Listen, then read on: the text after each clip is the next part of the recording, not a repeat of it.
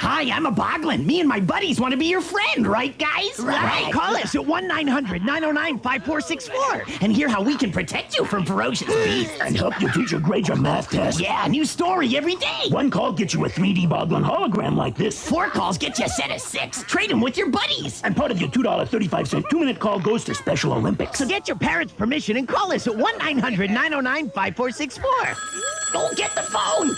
I said get it, not eat it. Long time listener, first time caller. Long time listener, first time caller. Long time listener, first time caller. First time caller. First time caller. After downloading the free Discord app, use the invite link in the description or scan this QR code with your phone to be taken to the Beyond Wednesdays Discord server. First time listener, long time caller. There you will see the Modern Comic Mayhem category on the left with the call-in waiting room. Join that call-in waiting room, set up your camera and your mic, and have your questions ready. Call me now.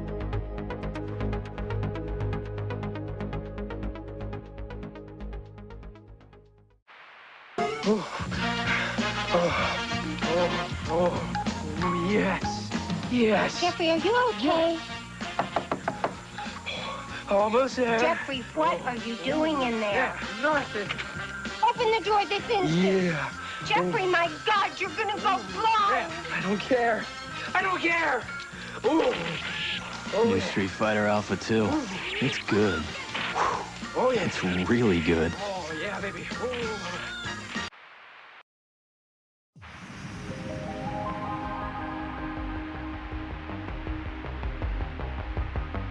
The following program deals with a controversial subject. The theories expressed are not the only possible interpretation. The viewer is invited to make a judgment based on all available information.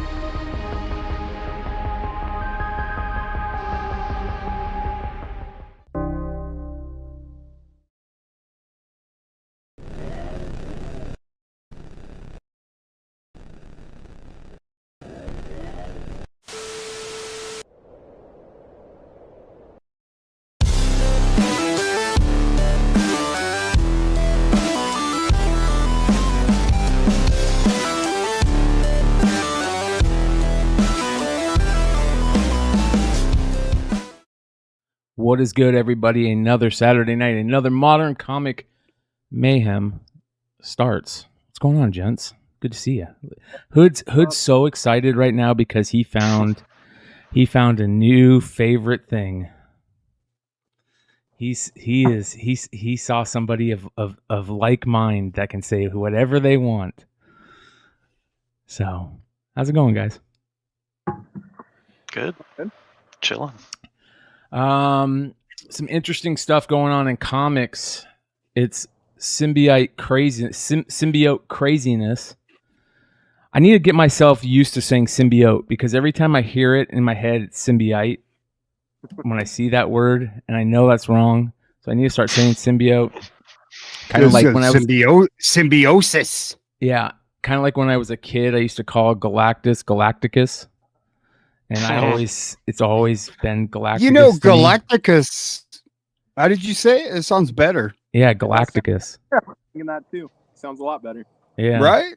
Yeah. Very Roman. I think, what if we created a new character? It's like his bizarro self, dude. It's double Galacticus times 2. Yeah, so symbiote craziness right now. You guys, we talked about Carnage, the new, was it Carnage? No, it was Flash, where they're taking it to a new, darker, storylines, and you know, they're really going that route with a lot of comics now, which is smart in my opinion. 90% of your audience is are adults. You don't need to write. You can get crazy. You can get dark, and so I see that shit. And then fucking Carnage today came out, or they announced a new series, the new way the series is going, and it's going to be super dark, and I'm cool with that. So that's going to be cool. That new kid Venom, I think, is going to be a hit now that they're doing its own series.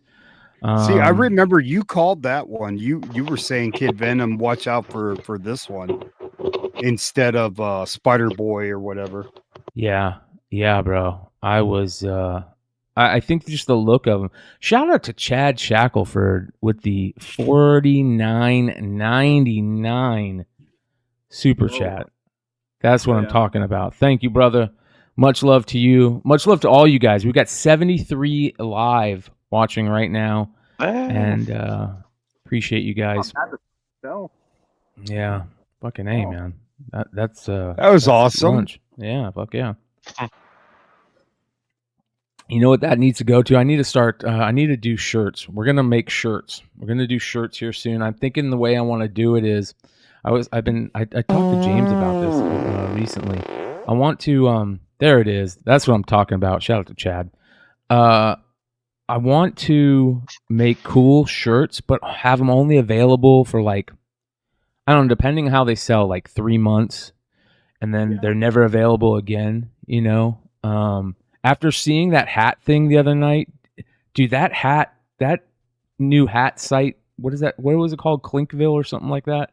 Clinkerville was so cool that it made me want to do shirts like that, where you can, you know, cool ideas that somebody comes up with, whether it's us or people, you know, in the community. I don't care if it's a good idea. Let's make a shirt up for it. Have it only be available for a little bit, you know, it'll say somewhere on there, you know, but get it cool printed. I don't want to do like Teespring or that type of shit. You can't do cool shirts with there. You only have like one place to go. So anyways, we're going to start doing those at some time. And Brian, we can talk more about that too. Our shirts we ended up doing, I know I started with the clothing company before the tattoo business, before the comic business. And I know the blends, I know the stuff we've got, our Hive that we had printed, and then the stuff I have printed for my tattoo shop. It's some of the softest, nicest wash and wear material. Like, you wash the shirt 200 times and it's still going to look like it was basically brand new. So yeah, fuck yeah, man. We'll make sure that what goes out to the community. Hey, bro, put it in the chat, bro. What shirt is this? What? Yeah. What's the brand? I'll have to, when I go back upstairs, when I transition from down here to upstairs, I'll check on the brand for you real quick. But it's all cotton poly, so it's not shrink. And longer tees, like that extra. It's got that extra inch and a half on the length, which is nice because nobody likes their. You bend over and you get the plumber going on. So always run the longer fabric. But yeah, you heard of that clothing company Untuck It, right? Yeah. I was thinking of coming up with one called Just Fuck It. You know what I mean? Just fuck it, dude. Chad, you're a slob, just fuck it, you know? Chad Cave tried to get me. Chad Cave tried to get me on that the other day. I think he put the girl from there once was a girl from Nantucket in the chat with a ... and I'm not gonna fall for it, bro. Old school nursery rhymes. Yeah, all right, let's get into some of this stuff. What else is going on in the world? Did you see that Colorado game, bro? Yeah, what happened? I saw they were down big. Oh man, at half. they mounted a comeback, bro. They found a wide receiver, the fucking freshman. He went off. He had over 200 yards receiving, and he was on the sideline, bro. And he was there all along. And I'm like, oh my god, dude. Who won Shador went head to head with Caleb.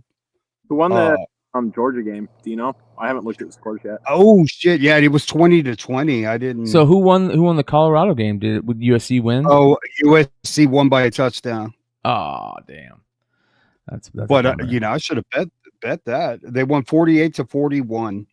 Wow, damn. So, but USC was number 8. But that just tells you how good Oregon is. Yeah, Oregon always been and will always be a very legit team. You guys remember us talking about the Van Gogh Pokemon stuff? Dude, this was so crazy. This is nuts, bro. This is absolutely nuts right here. Wow, Georgia won. Look at all these people, dude. See, I feel like that's like not terrible though. Like over here, we'd be like fucking knocking people out and shooting people, and Bro, it looks like that's COVID and they're like fighting over toilet paper, bro. that's like chaos, but like almost kind of controlled, even though it's not controlled by anyone. Like, dude, that pisses me off. I mean, people punch people over here for comic books. I don't see any fists flying over there. So yeah, but at a fucking Van Gogh museum, this isn't a Comic Con. yeah, I mean, it should have a little more respect. But You ever see a fight break out at a con, dude, over a book? No, but I've heard about all of them. Oh, I've seen it happen in a comic shop. I have too. Yeah. Oh, I think I remember your. Yeah, I remember your story. No, that was when I was gonna get in a fight with the Green Ranger, bro. The Power Ranger. Because I knocked over his purse. So this was crazy. So I actually got to buy some of the stuff. I was gonna say, yeah, wasn't there something online where you could go and buy them, right? Yeah. So was that Friday? Today's Saturday. Friday. So Thursday, a link leaked to the Pokemon Center that dropped like this plush Pikachu that looked like Van Gogh, and it sold out like instantly. Yeah. And then everyone was just like waiting because we're like, okay, there was like a whole list of stuff that they were supposed to drop. And I woke up Friday morning and I forget, it was I think around 11:30, but like everything sold out before Pokemon Center even like actually dropped it. So links started leaking on Twitter early Friday, and I was in a Pokemon Discord, and they were dropping the links in there. And what people started doing was like, in a link there's like the say 10 numbers that pop up. So the last two numbers to the one product they linked was 10, and people just started switching those out for like 11, 12, 13, and it would pop up all the other Van Gogh products because none of it had been dropped yet. So like they didn't even like really do the drop because it all sold out before it could even happen. So it was a big shit show, like crazy shit show. Yeah, I don't see any kids there. Right? Where are the kids? It's not for kids anymore. It's bullshit. Anything that's been 20 years like that, it's not the kids that are buying it no more. And it's kind of sad that that's the case because it's not going to... I mean, it'll probably survive anyways, but... my kid the other day, he walked in... because we bought a collection, I don't know, 6 months ago. And in it, there was it was a comic collection, but they do like a bunch of toys and Pokemon cards and whatever. My kid came in because he got the McDonald's pack at McDonald's right now. It's Pokemon cards. Mm-hmm. And so he's like, do you want to play Pokemon? And he has like 4 cards. And I said, we can't play Pokemon with 4 cards. Hold on a minute. And I went upstairs and grabbed this big binder full of cards and handed it to my 6-year-old. And you would have thought it was Christmas. He spent 2 hours going through each page, looking through all the cards, everything like that, and then came in and he goes, "Okay, here's your cards, here's my cards, let's play Pokemon." I'm like, all right. And we didn't play Pokemon the right way. He doesn't know how to play it the right way. But it was fun, but like there's not a lot of that right now. Like I think it's scalpers and it's flippers that are into Pokemon more than anything right now. I wonder how many kids actually play Pokemon rather than collect it. I would say a lot because I mean they do still have like the national Pokemon Championship every year that they broadcast like live, and it's like a 4-day event. Like you're not doing that if there's 1,000 people playing your game. Like Chad Cave says, it's Pokemon Van Gogh. Do we really care if everyone in that building gets beat up? I don't know what people like. I mean, I don't know what they expected when they just said they were going to drop a promo card, and then you see that it's selling for $200 online. Like, yeah, I saw the saw an ad for that, for like an online release, which I think is what you're talking about, Josh, on your end. But yeah, I was like, I'm steering clear of that. I'm not even touching it. Dude, it was things that sold out so fast, it was just going to get frustrating. So I'm like, yeah. Like I couldn't believe that I got the stuff that I got, and it was like, it took all like a lot of hours of my day, and I'm like, was this really like, was this really worth it? Like, Do you think you're going to be able to flip them for big amounts, or I'm what? gonna as soon as I get it all in, because I got 5 different things. So I got a Snorlax puzzle. They had a Snorlax puzzle, and then I got a Pikachu tote bag, and then an Eevee tote bag, and what else? I got 2 packs of the Pikachu card sleeves. So you get a promo with everything you bought. So however many promos that is. So I'm gonna hurry up, send them in, get them graded, and then sell them, because I can't imagine that card. Someone said there's like a pallet full of that card. Yeah, there's so many of them. Yeah. Yeah. They sold it like we started talking about in this one group chat I'm in, that like the actual products that are sold out, like they're not remaking those, so those should actually hold more value than a pallet of a promo card. So yeah. You know what Josh had me press, dude? This life-size Pikachu book, dude, is shaped like damn Pikachu. yeah. And I'm like, how in the fuck am I gonna press this? It was huge. Luckily, I have a big dry mount, but like, I was like, is this a book? Do you still have it, Josh? Yeah, I still have it. Not. Let's see it, dude. Y'all gotta see this, dude. I don't had know to press this shit, dude. Hold on. I'll keep going. I gotta go. I know where it's at, but I gotta get up and. Speaking of, this is a big old life-size Pikachu, and I was like, what the fuck? I got that. I finally got that Bob Kane sign print back from. Oh. I'll show you guys when I transfer over to the office. I'll show you guys. I hung it up in between. I had Will Shrike when I bought a bunch of his art. He did like an old school Batman, and Joker, and then a newer Batman and Joker. And I hung it like both of them are on each side, and then that's in the middle. It looks amazing. I forgot how big it was. So I cut them. I had him send me measurements, and I cut the mat wrong, so it's not matted, but I still framed it. And I've got to wait another week for a new blank mat to come in, so I can cut a new mat for it. But it looks beautiful. These promo cards were selling for 1,700 pounds. Hey guys, I'm gonna I have to go pick up my wife, and I'll be back. All right. 1,700 pounds, bro. Dude, that's nuts, dude. What the fuck, bro? Bro. I don't get it, man. I don't get it. Like, I guess there's the little plush. I think this shout out to AOA. Hell yeah. There's the little plush. Look at that. That thing's gonna sell for a grip too. Dude, it looks like a Paddington bear, dude. Yes, it does. Yeah. Probably that's why he's probably doing well in the UK. Is it modeled after Paddington Bear? Yeah. Or whatever the fuck that is. Brian's Comic Garage says, Brian, you make fun of Star Trek, but Pokemon basically gets a pass. Hey, when it's selling for 1,700 pounds, it does. Yeah. Yeah, that's where you sold for 1,700? One of those fucking promo cards. 66 That's bids. Gotta be 66 bids.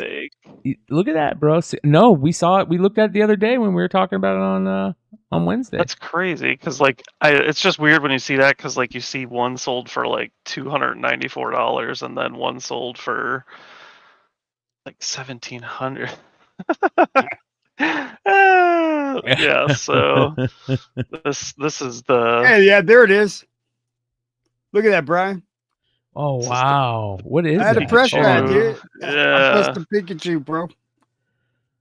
So this is like the one side it's Pikachu, and then the other side is Elekid, and it's like one of those like Japanese like movie pamphlets that I get, but it was just shaped like those. So he pressed this one, and then he pressed this one. Nice. Yeah. Yeah, not bad. Can you get those graded Probably through poster grading, right? No. Jesus. Why not? Why not? They do poster Maybe grading. a poster. Yeah, this thing's huge. Yeah. Or you can at least get it put into a holder. Top loader or something like that. I could have CBCS raw grade it and put a sticker on a bag. Yeah. Yeah. Put grade on it. Yeah. That would be... Oh my God, bro. So, hey, it looks like your Arizona Diamondbacks are going to make the playoffs, bro. Yes, they are, bro. Yes, they are. So. Oh man, look, hey, dude. Like, do I know how to Sagoo? Top of the 9th, 0 outs. But I think even if they lose, even if Arizona loses, I think they're still in. Did the Cubs lose? I believe they did. Let me check. Well, yeah, clinched. They clinched. Look at that. Yep. See, I told you. Yeah, first time since 2017. I love their new turquoise with a lot. They're using that turquoise color a lot. Anyways, they got a lot of team speed, dude. They're gonna cause some problems. McCarthy, Corbin Carroll, those two dudes are faster than shit. Jordan Lawler's playing with them now too. They called up Jordan Lawler. They're going to be good in the next couple of years, man. If they can get some pitching, if they can get a bullpen, they're going to be really good. But October is here, you guys. So basically, baseball playoffs. It's on, bro. It's on, bro. Yeah.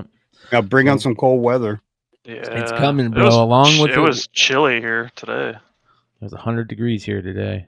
Ooh, holy sheesh. Yeah. Dude, it was like I needed a hoodie today. Like it was a little chilly. Did you guys see the new Toxic Avenger promo trailer? No, I heard it was really good though. This is so silly, dude. This is the trailer's not silly, but the fact that Peter Dinklage is playing Toxic Avenger is so funny, dude. Yeah. Watch. Shout out to Robert Nunez. He says, the Cubs are killing me. Killing me. All right, here we go. There are still no leads as to the identity of the freaky folk hero remains at large. Sir, what did you see last night? I heard gunshots, saw blood. Handsome fella had his arm tore off like wet bread, and the creature run off into the night. He looks like a fucked up hot dog.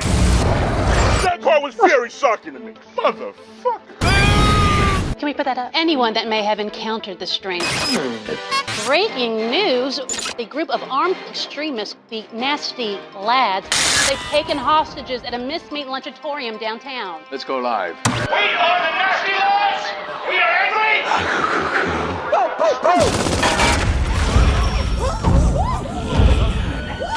Who the fuck are you?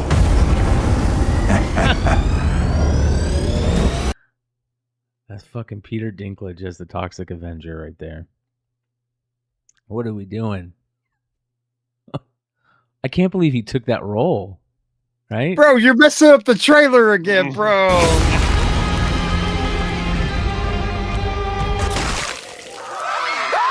Oh, man.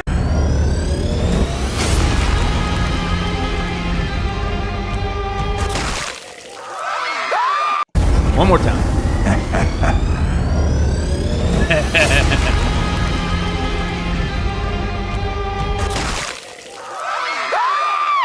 What the hell is that? He's a hero.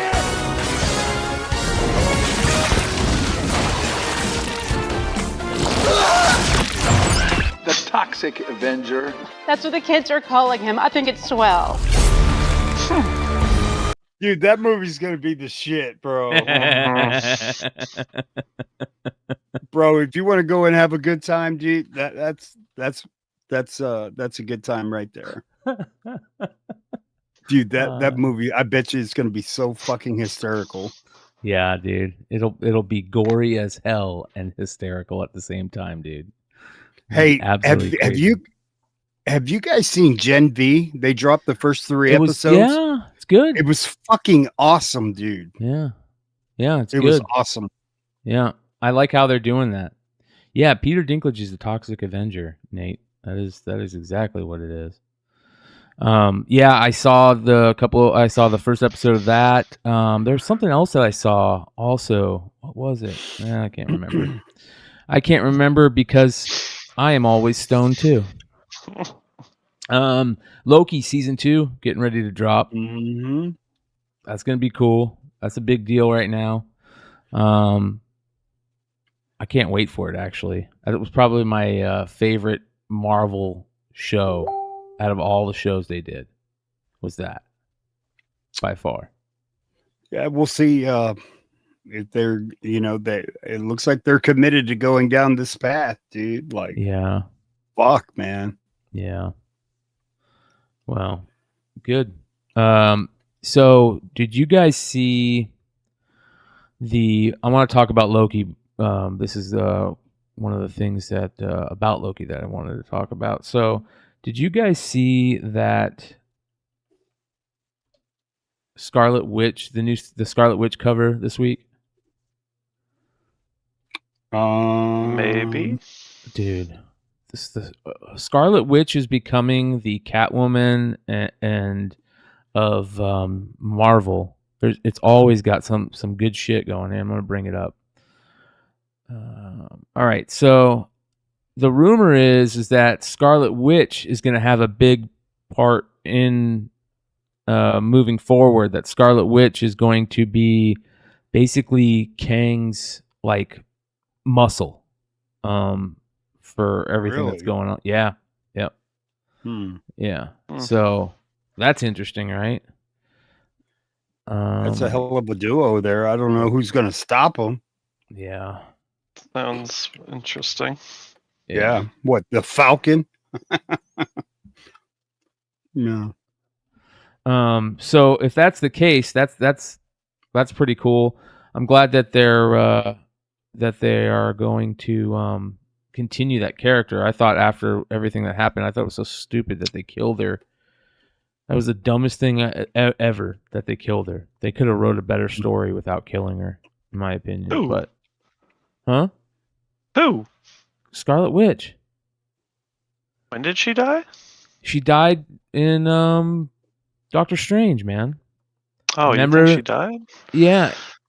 What? She died, It was bro. just a building that fell on her. It doesn't mean she's dead. I think she's she a died, superhero. bro. No, what's his name? Didn't? Yeah. Well, maybe. Maybe you're right. Isn't there a thing where there's a new one? Didn't they kill her and then there's a new one that showed up that they're going to use from another multiverse? No. No. Really? Am I thinking something wrong? Unless if there's way something too that far? I didn't see, yeah. I don't Yeah. remember that at all. Man, dude, where am I getting that from? Didn't something happen? Well, like, here's the thing. If she didn't die because they were working on WandaVision season 2. So what happened at the end of Doctor Strange?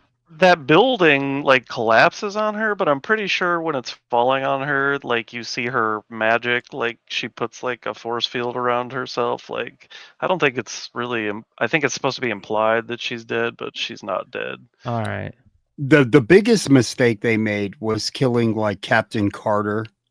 That was so fucking stupid. Yeah, that was a real big letdown in that movie when they were just there for like 10 It's seconds like- and then gone. Yeah. Like, what would, like, if you're like Feige and you're the producer and you see the marketing for like a Captain Carter, because everybody just resonate, like it was just a cool character, right? Yeah. And like, who's the guy that goes, yeah, let's kill that bitch? You know what I mean? Let's kill People that bitch. don't read comics or people that don't know the fan base, that happened in Star Wars a lot, dude. That happened in Star Wars a lot over the past couple of years, where people who are writing it didn't understand the fan base. Yeah, Lucas still hasn't had a good excuse for killing Darth Maul. Like, this shit just got started. Can you imagine Revenge of the Sith with Maul at the end? They shouldn't have killed Darth Maul. That was one of the dumbest things ever, too. It's fucking stupid, man. Yeah. Darth Maul is one of the coolest characters ever. That's why it was so great that Filoni brought him back, right? Yeah. And now we're jumping into Ahsoka stuff, but it's okay. We're all over the place tonight. It's fucking man. Yeah. Fuck it.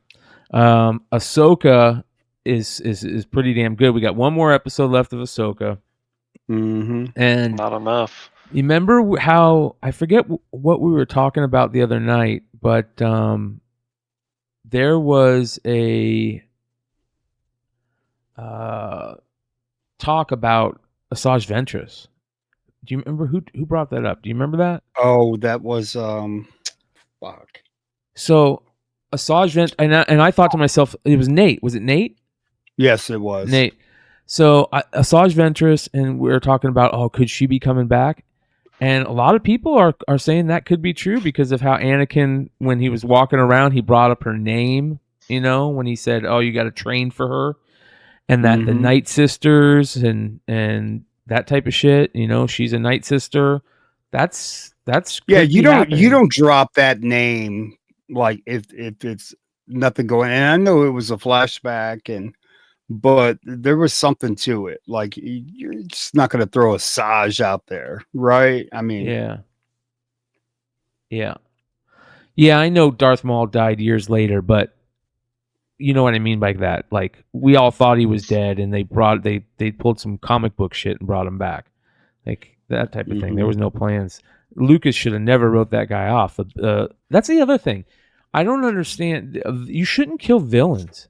Villains shouldn't be killed, in my opinion, like in the movies. You don't always have to kill a villain.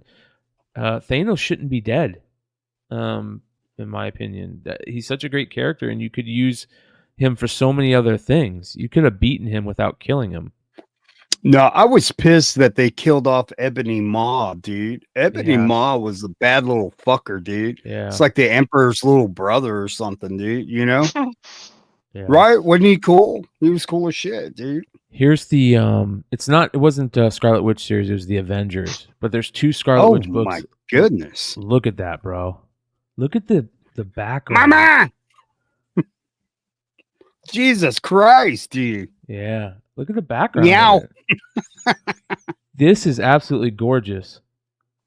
Absolutely gorgeous. And then I'm gonna get in trouble. There's this one. This is the regular cover. That is absolutely gorgeous too. I would buy like a print of this. Yeah.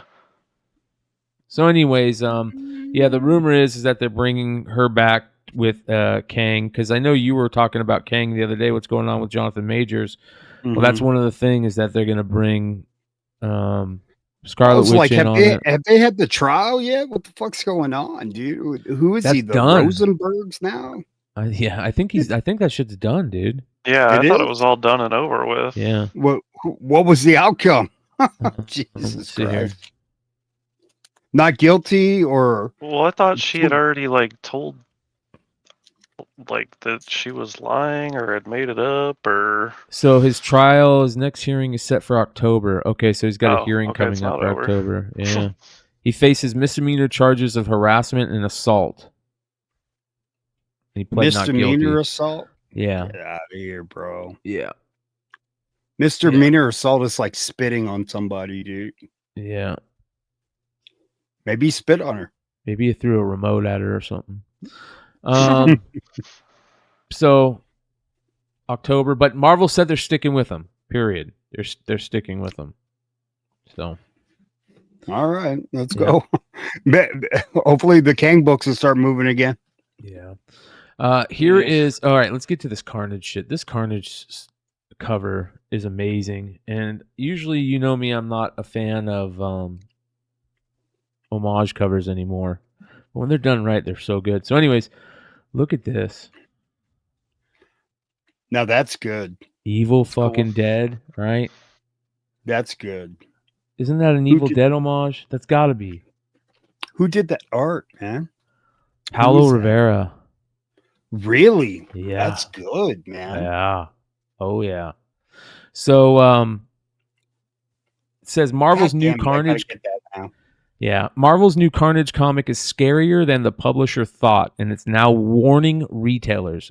This sounds like a little bit of playing around with words there. I don't know if they're really warning retailers. It says retailers have been advised that Carnage are no longer suitable for preteens. Good. Looks like Spider-Man isn't the only character so spooky that Marvel... Oh, whatever.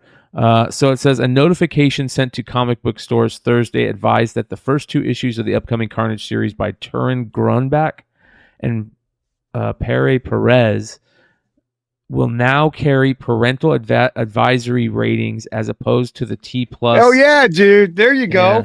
Yeah. Yep. That's something different. Hell yeah. Put it on there like a CD, bro. Yep. According to Marvel, T+ is defined as material appropriate for most readers 12 and up, but parents are advised that they may want to read before or with younger children. And then T, it says here, parental advisory is defined as similar to T+, but featuring more mature themes or graphic imagery. So there you go. What if the kid's like 12 and his birthday's in a couple of weeks? Can you still get it? You know what I mean? I think these kids at 12 they've been on a phone since they were 1. They've seen man. They're already, shit, dude. They're already desensitized to that. They ain't gonna open this book and go, you know? Yeah. Yeah. A series centering around a psychopathic killer that teased its first issue as being, quote, shocking and unexpected. That's the new series. Says, all things considered, it might actually have been more harmful for its target audience if it hadn't been. Great point. After all, imagine a world in which Spider-Man, of all people, had turned out to be scarier than one of Venom's more creepy offspring. So, pretty interesting. We'll see where it goes, but this has got to be an Evil Dead homage. Am I right? Am I wrong?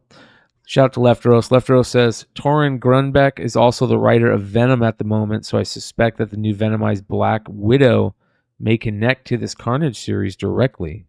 There we go. That's a beautiful cover. I think Paulo Rivera is it Paulo Rivera? Is that who it is? I think that's who it is. Yeah, no, Paulo Sequeira. Paulo Sequeira. That's who it is. Oh, okay. I was kind of like Paulo Rivera, like yeah, Paulo Sequeira. Like... Yeah, this is gorgeous, dude. I can't remember a comic that looked like that. That is so fucking different. It's badass, dude. Sick. Like, hopefully there's not like hopefully they don't do the fucking Verge and all that. Just like put that book out there and don't like they shouldn't have the Marvel thing at the top left. Yeah. They should have like that parental advisory sticker like that off would of be cool. That would be cool. Dude, that would be next level shit, dude. Yeah. That would be cool, dude. That would be really cool. I'm down for that. I don't know, man. I'll check it out. Sounds interesting to me. So, another thing. That would be a cool poster, dude. I agree. That's a great fucking cover, man. The symbiote looks badass. His teeth look sick. The way the eyes with the white and the way they look at the black outline. Badass, that's the way dude. They should have did the Carnage movie, bro. Yeah. Yep. Yeah, I agree with Daniel's comment. It's probably very small. Yeah. What do you mean?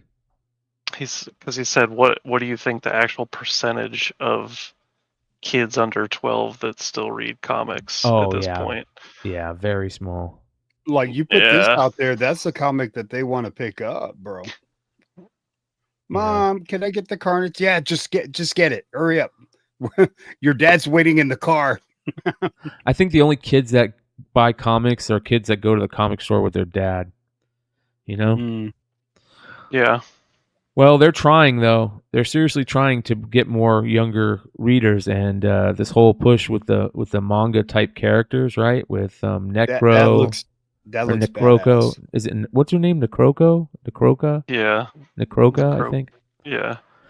Kid Venom, Necroca, Null is kind of manga, inspired. He's coming back.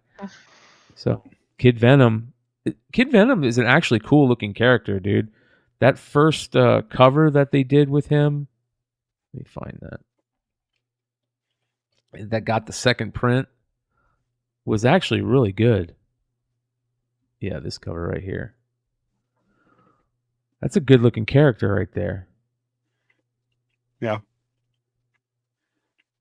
I mean, I'm for it. I mean, we need to see something fucking different.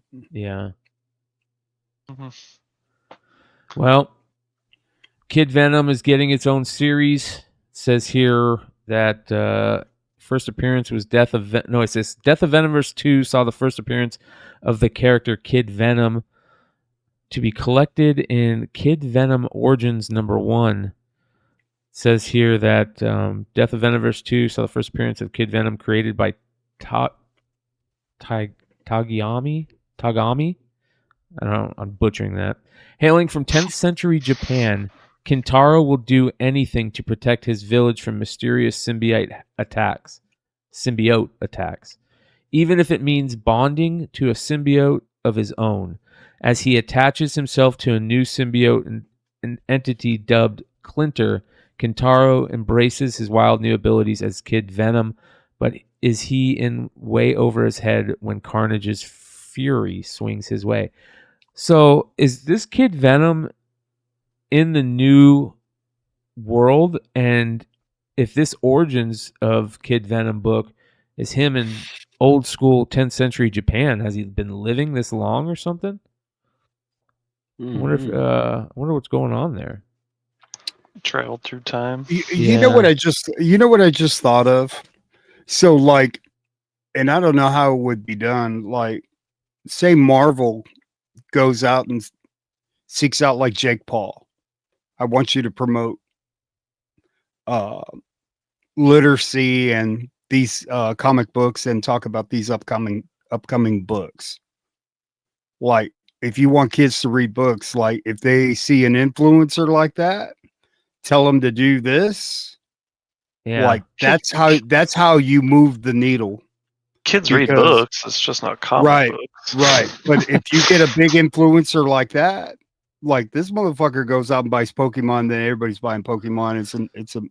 You get a Jake Paul to say, hold up a Kid Venom book or something like that, then you would see a shift.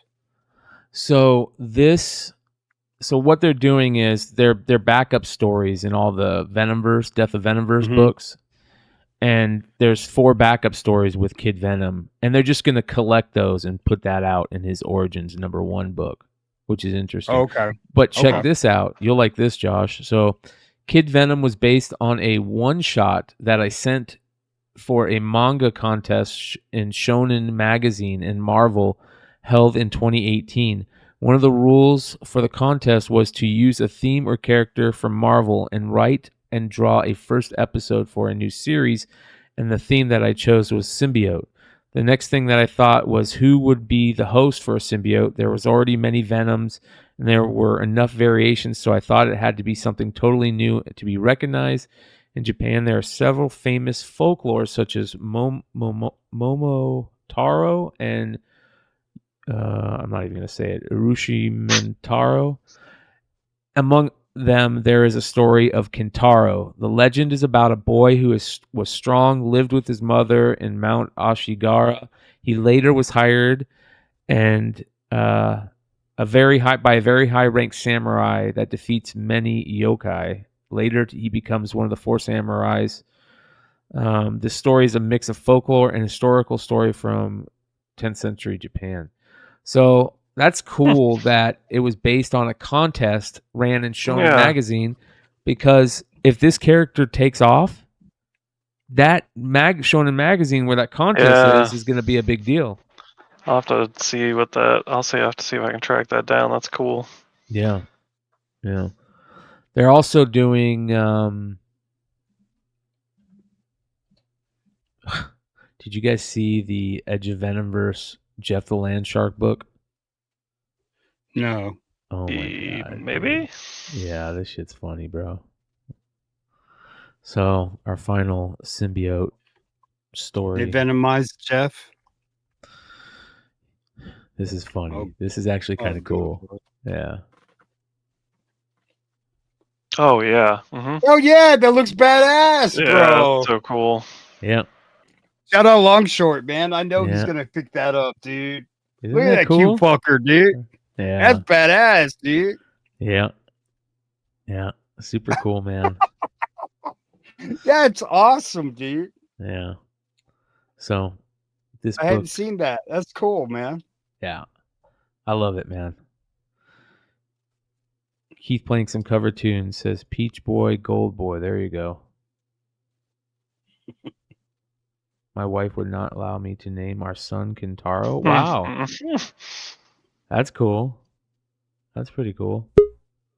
Yeah, it looks like a pooch, man. It looks like a little dog, dude. It's cool. Oh What shit. up, Nate? What up? Nate's who won? The good guys. Good. That Oh, way. bro. There we Yeah. go. They were up by 3 touchdowns, but I wasn't making sure. I was like, got to rub it in. Yeah. Hey, So- whose dog is that? Murr. I see that. Yeah. Oh, is that Jeff? Yeah. Jeff the Landshark, man. Is he? I a bet you in Venom? a 9.8. I bet you in a 9.8 that book sells for $100, dude. That's a Is cool he? book. money on it. Is- Yeah. I like Jeff, but like, when did he get into the? God, is everybody in the Venom verse? now? Yeah. Who doesn't have a symbiote? Yeah. Does anybody know who was the first Venomized character on cover? Ooh, I don't. Other That's a than great other question. than a symbiote, you mean? Correct. Correct. A character, not Venom. Yeah. So not like Venom or any of Carnage So- or any of A regular character. Like Cletus Cassidy, like back in 358. is it Wolverine?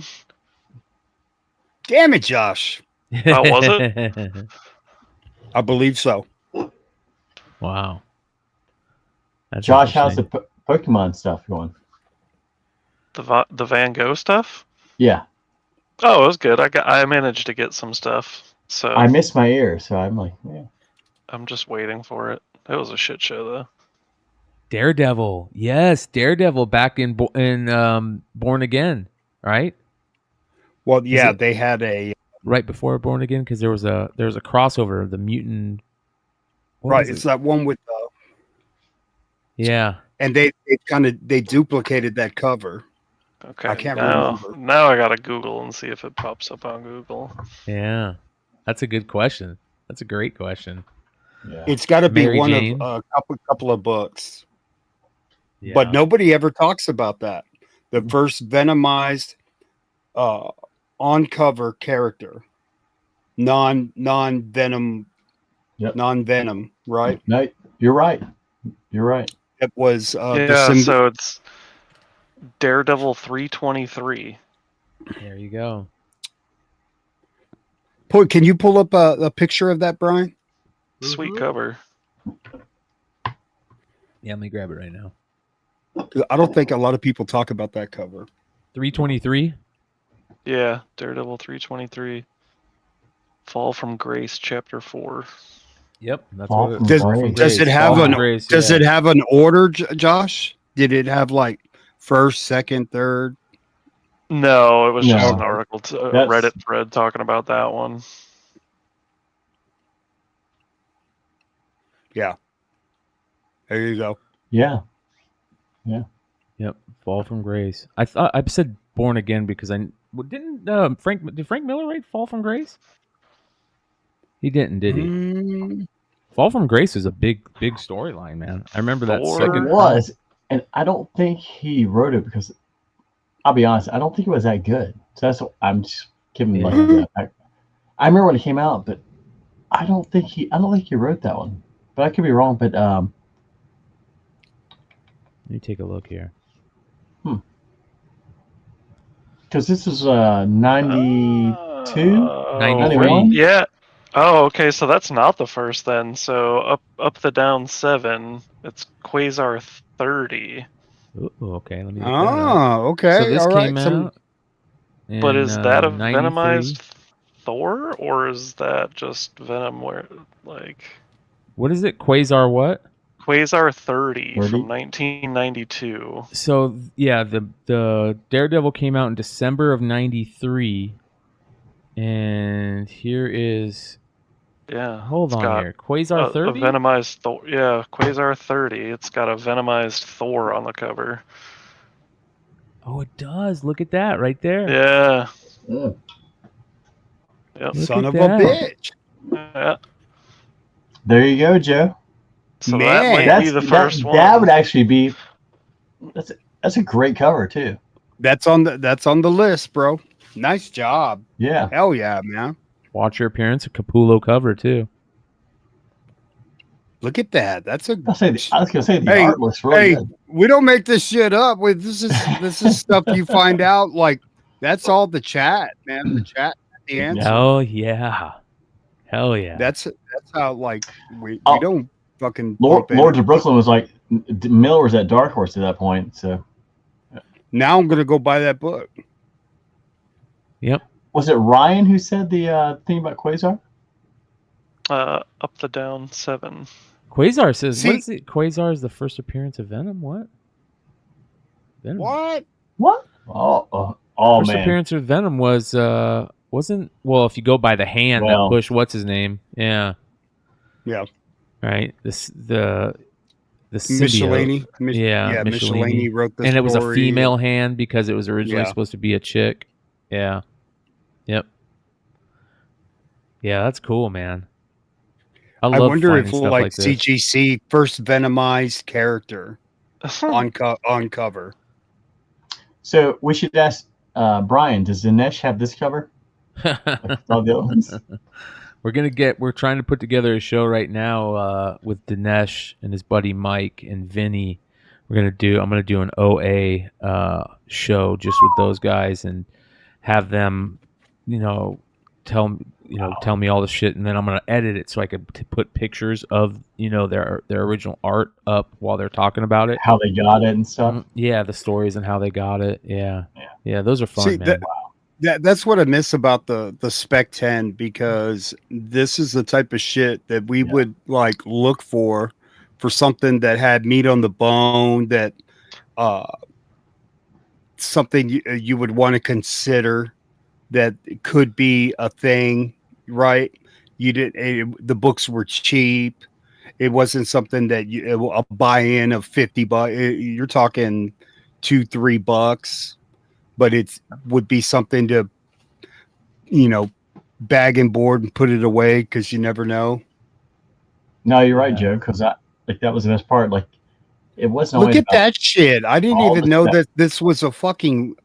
Look at that Venom on the cover there. Yeah. What the fuck? Yeah. This is number 6, bro.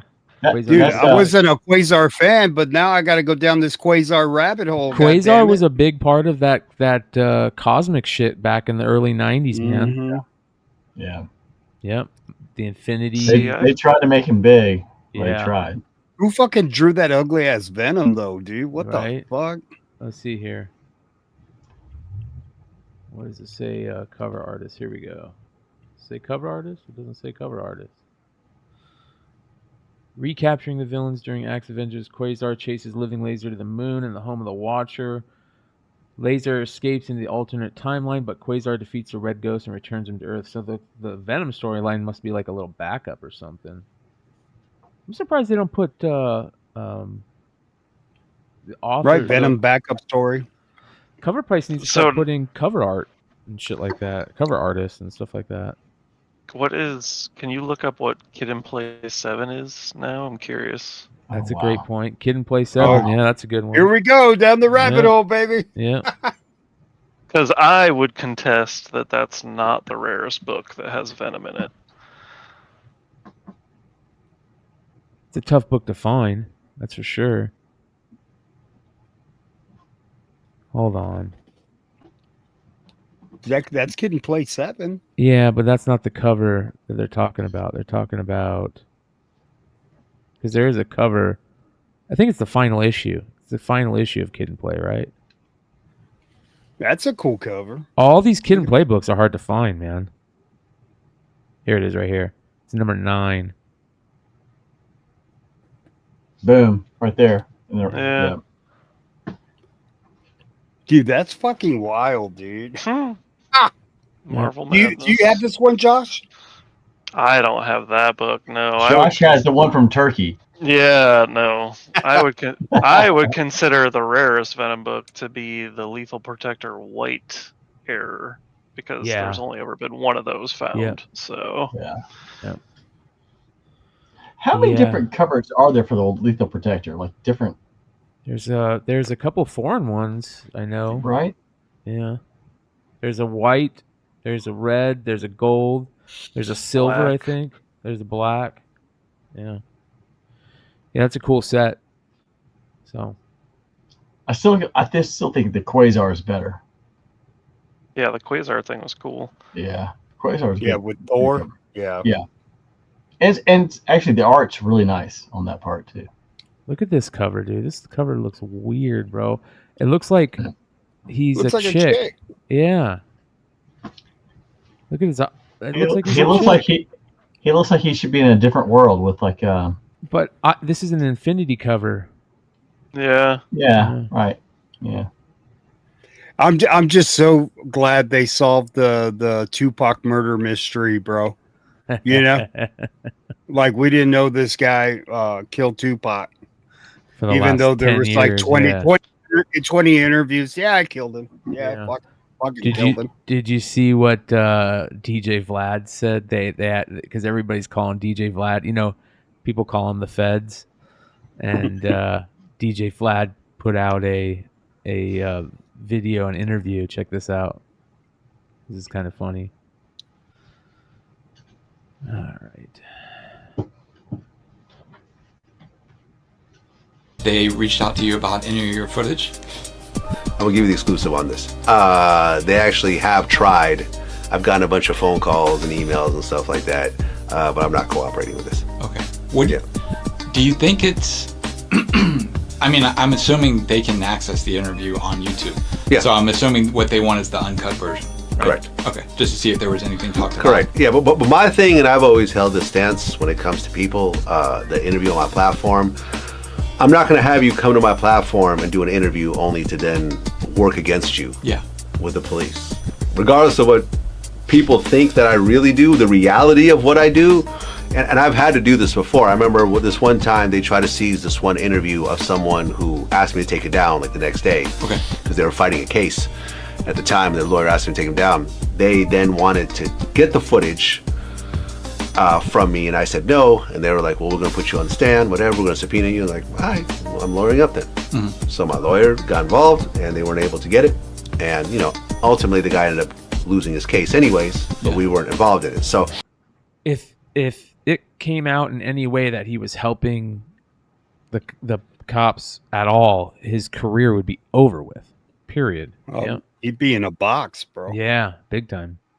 Remember, guys, Benito Santiago? Benito. Yeah. All right, I got some more shit to go over. Did you guys see the books that they put out for local comic shop day? Did you guys hear about these? Mm-mm. All right, check this out. Hadn't seen those. This is kind of cool. So you got the Space Usagi. Oh. Yeah, sketch I like cover. that. That's a nice cover. Yeah. Sketch cover. You've got this White Widow local comic shop day cover. It's kind of the style of the J. Scott Campbell Black Panther, J. Scott Campbell Psylocke, David Finch X-Men cover where the background is that color splash. Spider-Boy local comic shop day. Red Light. So there you guys go. And then this one is Something Killing the Children. Foil. Is he killing the children, or is he like putting a blanket on them? Foil. Yeah, it's an interesting cover. Frizzen. Foil. Frizzen foil. Yeah, that's nice. It's okay. Watch that hand, boy. Yeah. Ranger Academy foil. This is the Ijikuri. Yeah, the cover that they've done 3 times now. Yeah. Is it? What is it? So there you go. They're doing all these covers 3 freaking times in a row, 4 times in a row. You know, I'm glad James is here to talk about this as I bring this up. This whole thing with foil, them redoing every freaking book in foil, is Am I going to get attacked right now? Yeah. What's going on? It's going to cause it's going to cause more problems. I mean, people are just going to get so burnt out on the foil stuff that people aren't going to be able to sell them. At some point. I can't wait in like the 20, 30 years when the collections that are popping up are just all like foil books, and I'm going to be like, yeah. So here's the thing, and I'll say this. We've done it many times where Hive has done something and it catches on, and there's other retailers out there that do shit and it catches on. Foils obviously isn't us, right? It's not a new thing. I'll take the blame for metals. I think we can rightfully take the blame for those being accessible to every retailer, things like that. But something new always comes along. So the foil thing is the thing right now. Give it 3 months. It's going to be something else. I don't think it's something that's going to be going on such a long time that it does any sort of whatever, right? I'm also a big proponent. Anybody who sells variants or likes variants, like, we're just giving people more of a choice, right? So who doesn't like choices? Like, you don't go to McDonald's and there's only one burger on the menu and an order of fries, right? Yeah. Now, there is an issue when it comes to, like we were just saying with that last cover, right? When something's done so many times, ASM 300 homages, the same cover printed 5 different ways, black and white, full color virgin, black and white virgin, foil trade dress, metal, like the same image. That's the bigger problem when that stuff is happening, which it has been happening. Luckily, for the most part, it's been relegated to like Dynamite, right? Because Dynamite does that a lot with their books. They'll put out an amazing Vampirella cover and do it 4 ways. That becomes an issue itself. But I don't think reprinting a book that people haven't seen for 20 years that has become financially inaccessible to a lot of collectors that would like to have it, and doing it in a different way as a way to bring it up again, I don't necessarily look at that as a bad thing. I think a foil reprint of a 30-year-old book is a beautiful thing because it gets it into hands of people that can afford the book that was out there 30 years ago. But the print runs have to be respectful and limited. Still has to be respectful to the original art. I think the bigger issue, and this is something like we talked with Adam Hughes and Courtney. No, his wife. Yeah. They don't get, anytime the covers they do are reused, any of these artists, they don't get compensated for it. Yeah, and they should. And you know what? We have it's a not well kept secret, but we do have a Hughes reprint coming out. There will be more announcements closer to New York and stuff, so I'm not going to get too heavy into it. The first thing I'm doing at New York, and we've already talked to them about this, is I'm taking a stack of these damn books and dropping them off on his table. Yes. Because that's the way it should be. Yes. He should be making money off of that book, off of that artwork. Who cares how long ago it was? We offered to set him up like, dude, let's do a live signing on eBay and you keep 100% of your signing fees. Like, let's figure something out. But he doesn't want to take time away from his booth, which is totally understandable. So that was our next option, is like, well, let's just drop a bunch of books on him. Because he deserves to be compensated somehow. And outside of just walking over and dropping $1,000 on his fucking table, let's drop some books that he could potentially make even more than. And So, well, but that's the bigger issue to me, is artist work being reused over and over again without proper compensation, because that's disgusting. So here's Comic Mint, right? Comic Mint's got all these new foil exclusives coming, right? And let's throw a couple more foils on there for NYC. NYCC this year is going to be called the Foil Variant Con. Every tits and ass. Yeah, foil variant tits and ass con. Yeah, fucking it is nothing but foil books coming out of NYCC that I see right now. I don't know, but that Catwoman, she looks innocent, bro. So I don't want this to be a foil book. You know, I mean, they're probably going to look beautiful. It's going to make a really good looking foil, though. It is. I hope so. I hope it is, because you know what? They may fuck it up, and it might not be. It might be, not beautiful and like not like really shiny. It could be, matte foil or overdone. Something. Yeah, it looked bad. I don't want that. I'm more worried about the 16, because red foil can come off really strong. Look at go back to your last slide you had. Wasn't there a red one on there? Yeah. Yeah, it comes in really heavy on red. And that can be like silvers and whites and stuff. Like they look nice and soft, but reds are like, that's heavy on foils. Man, those covers are so stupid. Here's another NYCC variant. We're gonna kill this. Jesus. We're gonna do this to death.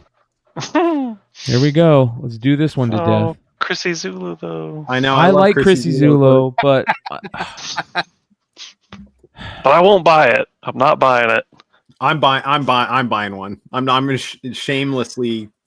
Or I'd rather just pay her to do a commission. Oh yeah. Hey, y'all try and find this book. Oh, I have NYCC is crazy. What is Don't that? show Oh that yeah, book. that's a They'll tough make a book. foil of that one next. Yeah, they'll make a foil. Hold on, keep that up. There's the next foil book. There you go. Let's make a foil. Happy Halloween. It's October. Get your Halloween. Y'all are hurting my feelings because you haven't seen what we've got for New York yet. Wait, so can you know pull about up the this Zantana? You guys picked a good Zantana to do foil. They're all going to look good, but the problem is, like you said, is that it's just there's so many of them. They're absolutely flooding the market. okay. It's a thing right now. I have a question. Yeah. Are you doing a different cover than the one the Comic Corner dropped? Yeah. So I have a question. Do you guys like all get together and like you're like, yo, let's all do Zatanna foil? Like, how does this work? Because like at SDCC, everyone was like, everyone had a Legion of Superheroes, and I'm like, the fuck they all do? Call each other and like So I don't understand. I'll explain it to you. So what happened is Nelson from Big Time Collectibles started doing the foil, the Batman logos and whatever, right? Yeah. If you guys aren't aware, those books were done on previously issued books. Okay. So like he did the Batman foil. It wasn't on a new book. It was on a book that was done 10 years ago. A few of us that are smart enough to have figured this out, because we've worked in the industry long enough, realize that like, well, shit, if DC's allowing reprintings of old books, why in the fuck are you fucking around with logo shit when we can do reprintings of Hughes books or, not just Hughes, you name it, right? Some of the greatest covers you've seen over the last 30 years, if they've been done by DC, then it's open game now. It just so happened that us, Bird City, and Comic Mint or whoever else all decided on Hughes stuff, and I remember the conversation we had was like, well, there's great covers out there, and I'm not going to say openly what they are.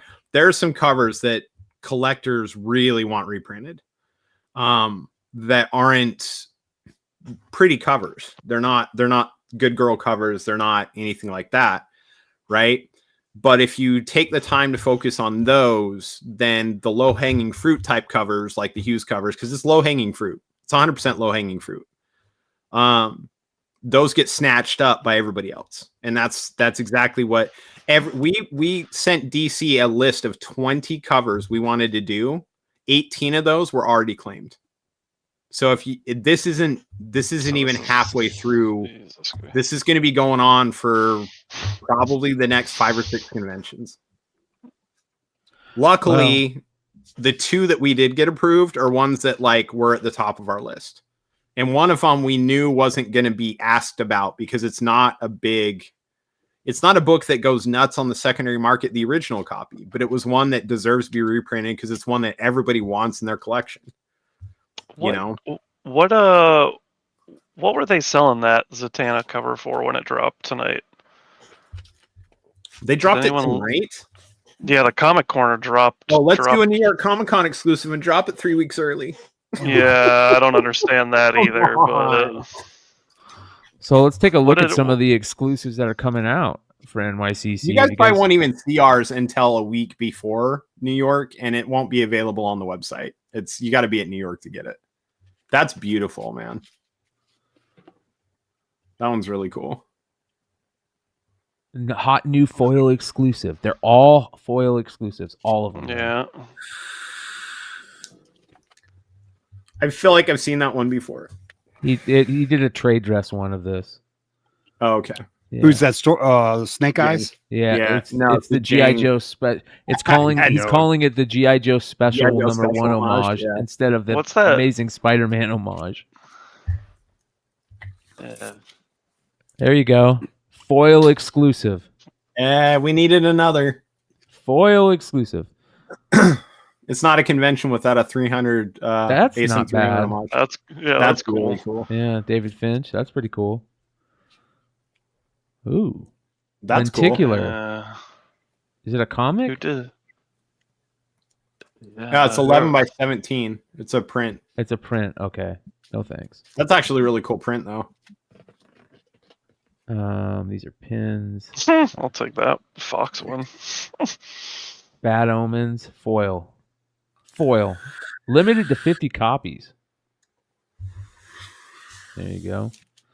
Batman 251. That's a print. Danish. I like it's Danhausen. Oh, Danhausen. But it's foil. There's a foil one.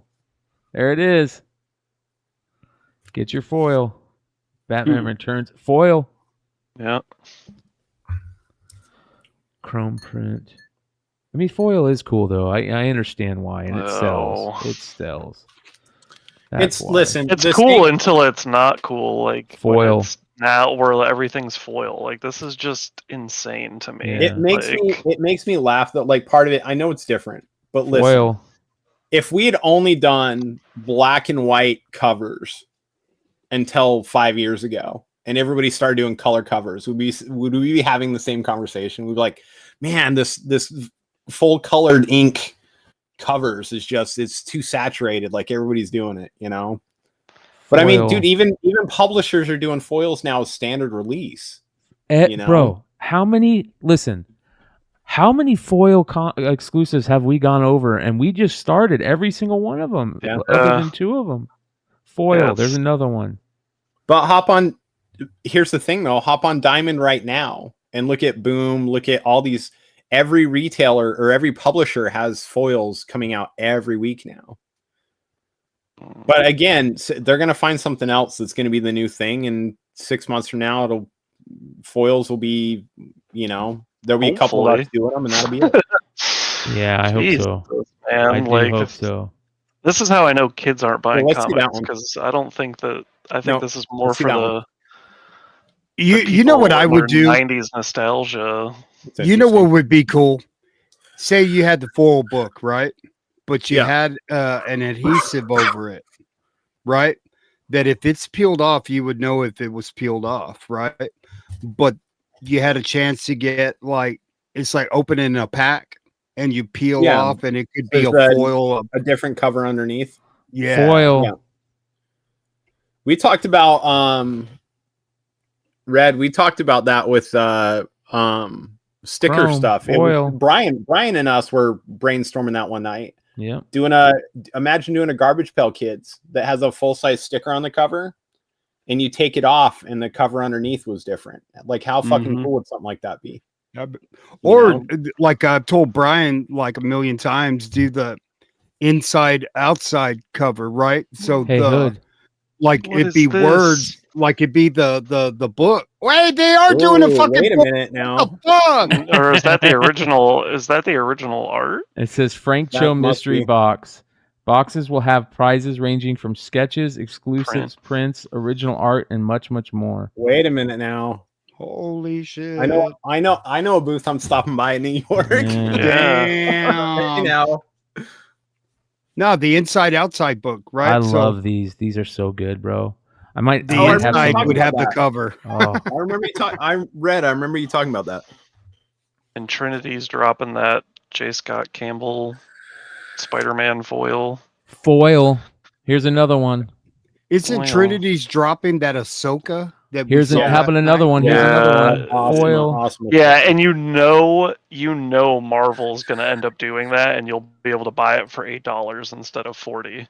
Foil. They'll do a standard release foil Yep. in 2 months. Yep. Foil. Here's another one.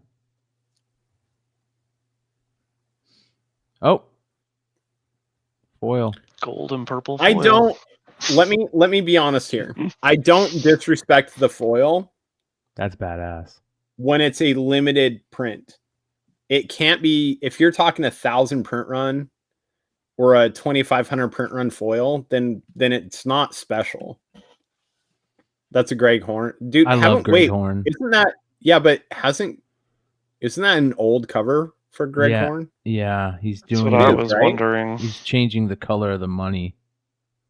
But like, I'm pretty sure I had one of those that had burning money Yeah. or something, but it was Yeah. like the same cover. Yeah, Harley Quinn. I mean, it's a 32. beautiful image. It's one of Greg Horn's I feel probably like one it of his was best Bird covers, City. but- Did Bird City do a cover like that with him?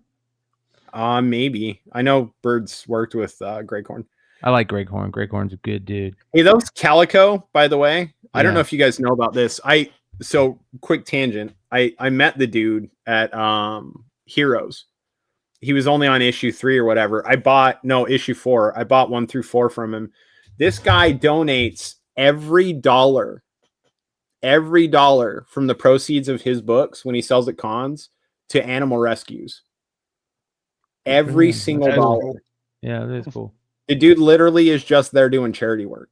So like I vowed every time I see him at a con, I'm buying his books because, and I looked him up. He's got a 501c3. He's a legit charity fundraiser. I mean, it's pretty awesome. Foil. Jesus. I'd buy that. This Yeah, is a she doesn't beautiful have cover. tattoos. I'm good for it. I'm good on it. Yeah. Great cover. Foil. What is this?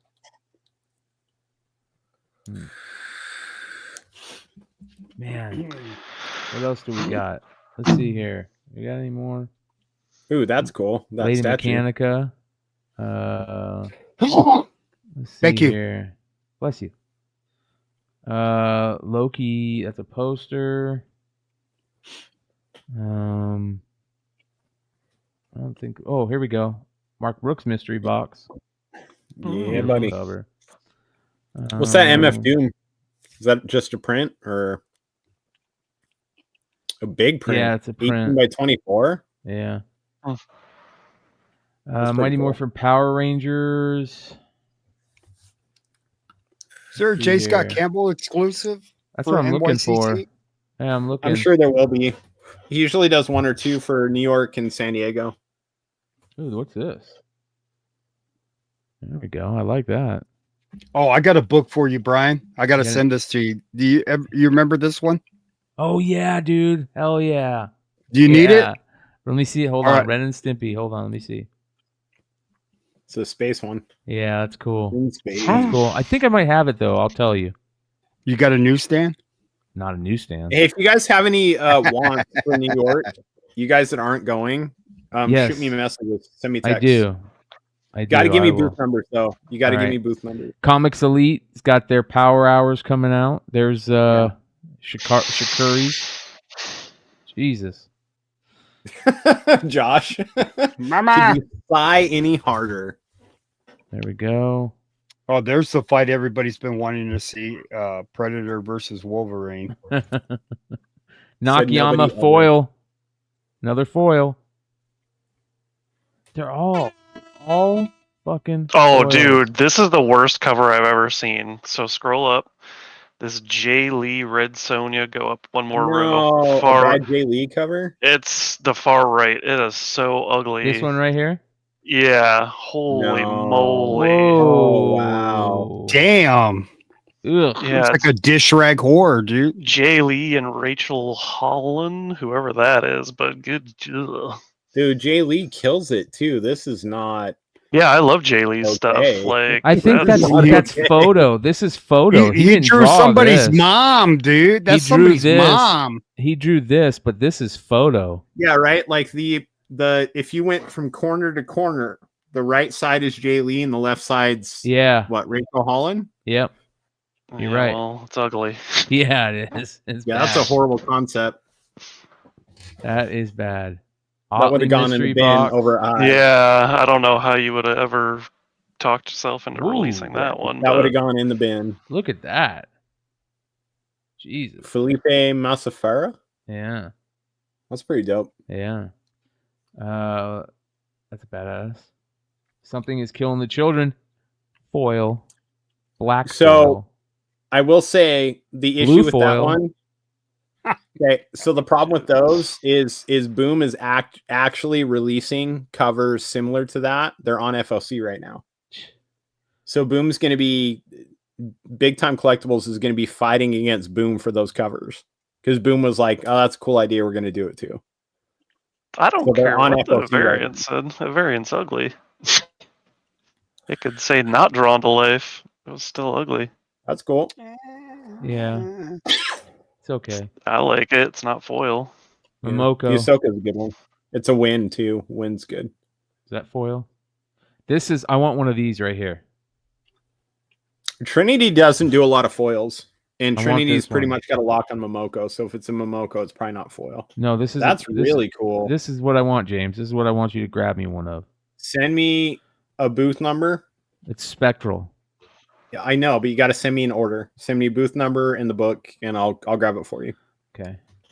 In fact, if it's spectral, actually, let me just write it down. I can get you that right now. So Look, here we go. More logo foils. Big Time Collectibles. Here we go. Changing it up. Want to see a bunch of these. hey, what was the spectral book? It was Dalsim. Yeah, it was Street Fighter 1 Bjorn Barons. Okay, I got it. Here's a Teenage Mutant Ninja Turtles #1 John Jang. That's ugly. Yeah. Yeah, that's not good. This is a. That's like, what were the turtle movies that were the turtles looked like that? Yeah, that's not good. No. Look like snapping turtles. Yeah. Teenage Mutant Ninja Turtle Street Fighter Rose Bash. Oh, I need one of these too, James. Yeah. Right here. Yeah. Yeah. Comic exposure. Right here, James. Slam a card right down this for me too, Yeah, James. Send me a list. That's You gotta fucking text good, me. dude. Text me. Send me a list. Text me. Send me a list. I'll send you that because that's Holy dope. shit, that's a good book, man. God damn it. I'm just gonna do That book will be expensive. Yeah. Yep. This book's gonna blow up right here. Take a picture. Yeah. That's what I'm doing. I'm gonna do the It doesn't same. even look like thing. Rose Besh. Like, No, it doesn't. It doesn't. not right? at all. I think she wasn't drinking at that time. She was sober. I'm just Where's playing. the Dalsim? And there's No, I'm the not. Look at that, dude. This right here is awesome too. Let me get a picture of this. Yeah, that's really good right there. So those are the two best books, I think, so far, right? Oh, was that a comic exposure? Ew, I don't want to give them money. Never mind. It's Comic Exposure. Yeah, it is Comic Exposure. God damn it. I'm good. Yeah, you're right, dude. Fuck, man. Yeah. Pussies. Every time I ordered from them, I always had Hey, to what was file a that PayPal censored claim. one, man? What was that? And it was a Jessica. Oh, come Yeah. on. Titty book, bro. Yeah. Limited Now to we're 50. getting into the titty section. If I was Campbell, I'd go knock that motherfucker out, dude. The Why Devil's you biting my Misfits. shit, bro? Look at that. That's interesting. Elf and LARP. First Evo. First Genesis. All right, hold on. Let's keep going. The Veil. Teenage Mutant Ninja Turtles #1. Ooze Blast Raymond Gay exclusive. Limited to 1900. That's cool right there.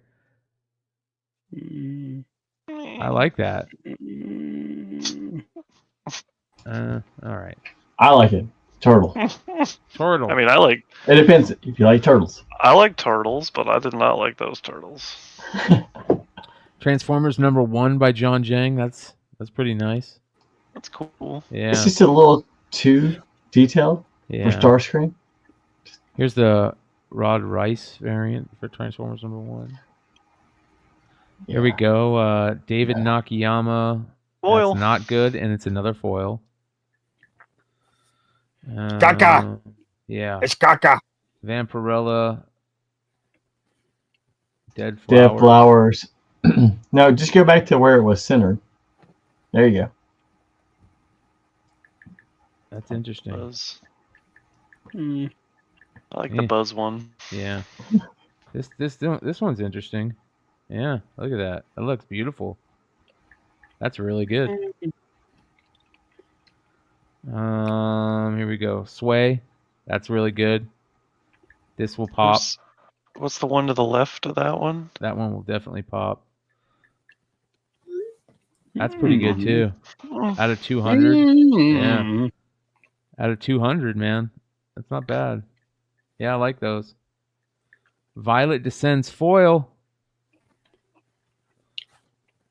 Your bloody World Tree. Derek Chew. Some places already dropped that one too. World Tree 1 through 5. Yeah. Yeah. Gaga. Yeah. Look at that Ultimate Warrior. How about People chasing the next something is killing the children. Jesus. They think It's like somebody needs an orthodontist. That guy. That wasn't a good cover. Nakayama after Foil. Jim Lee. What the- Gaga. Foil, yep, foil. Gaga. Iridescence. Descent. Yeah, there we go. God, Exo Manowar. Holy sheesh. Zixo. Foil. Foil. Hold on. Click. Hey, hold on. Click. Can you get a You can bigger buy. shot? Isn't that a normal cover too? Like. Yeah, but not the foil one. Yeah. That's well, okay. Yeah. That's all right. I'll go buy the $4 one. Yeah. It's not foil. And it shouldn't be $4. It should be like a $2.99. Or the covers are so fucking expensive now. Right? Yeah, What if these artists are watching us right now and they go like, "Fuck They you"? can. I hope they are. Yeah. Yeah, they should like, hey, our cover shouldn't be $4.99. I was gonna buy the Dark Droids series. I was like $5.99. I was like, forget it, man. $5.99 for Dark Droids. I had to get that R2. I was like, that I'm not R2 paying. was legit, bro. Dude, for Brian, you have a dolphin. $5.99. No fucking way for a book. Hell yeah. I mean, I'll pay $5.99 for a book, but it just depends on what the book is. Like. Yeah. Yeah, I agree. I mean, I got this for like $5, like $10. Like, I mean, I'll buy something like that all day. Like, Yeah, but you're buying that off the rack for like a monthly series? what? No, $5.99 for No, I mean, like that book's like from 1968. Right. Like, I mean, I'll buy. But I'm talking about like there are 10 Star Wars series, and all of a sudden, like, No, yeah, I just and Marvel there's $5.99, and like they just X-Men. there's and Star Wars. websites on my phone where I can read stuff for free. No, I get it. I'm just like, God Should damn. I sell my no fucking Ahsoka way. case? Yes. It's all Ahsoka. Yes. You should. Mojo Quid said in the chat, it's a ridiculous, blatant cash grab to just release old cover art as foils. 100%. Yep. It is a cash grab. Yep. But when it costs on average $5,000 to $6,000 to have a booth and travel and hotels for New York, you got to have one guarantee. If you're bringing 6 books, you got to have one that you're like, I know this is going to sell. And if that's the cash grab, if it's a foil reprint of an older cover, you got to pay your way. James, You Does that did you get mean... Did you get our room at the Plaza? Are we staying at the Plaza? No, I'm staying at a really. No, wait a minute! Don't tell everybody. I stayed at last 2 years. It's fucking great. But does that mean that you don't have faith in your other books? That you have to do? Do you want the honest answer? I'll give you the honest answer. Yeah. You guys know I'm all honest on this. I'm 100% honest on this. The way the industry is right now for retailers in general, and I'm not talking variant retailers, I'm talking brick and mortars, I'm talking everybody. The way inflation is, the way people used to spend, I wouldn't say indiscriminately, but they bought stuff that they liked because they liked it. Now people are having to pay closer attention to the bottom line of what's in their wallet. And that's great. And I totally understand. I'm doing the same thing. The same thing is going on in my household that's going on in every household across America. I totally understand. There's a million things I want to buy. There's most of them I just can't justify spending money on it.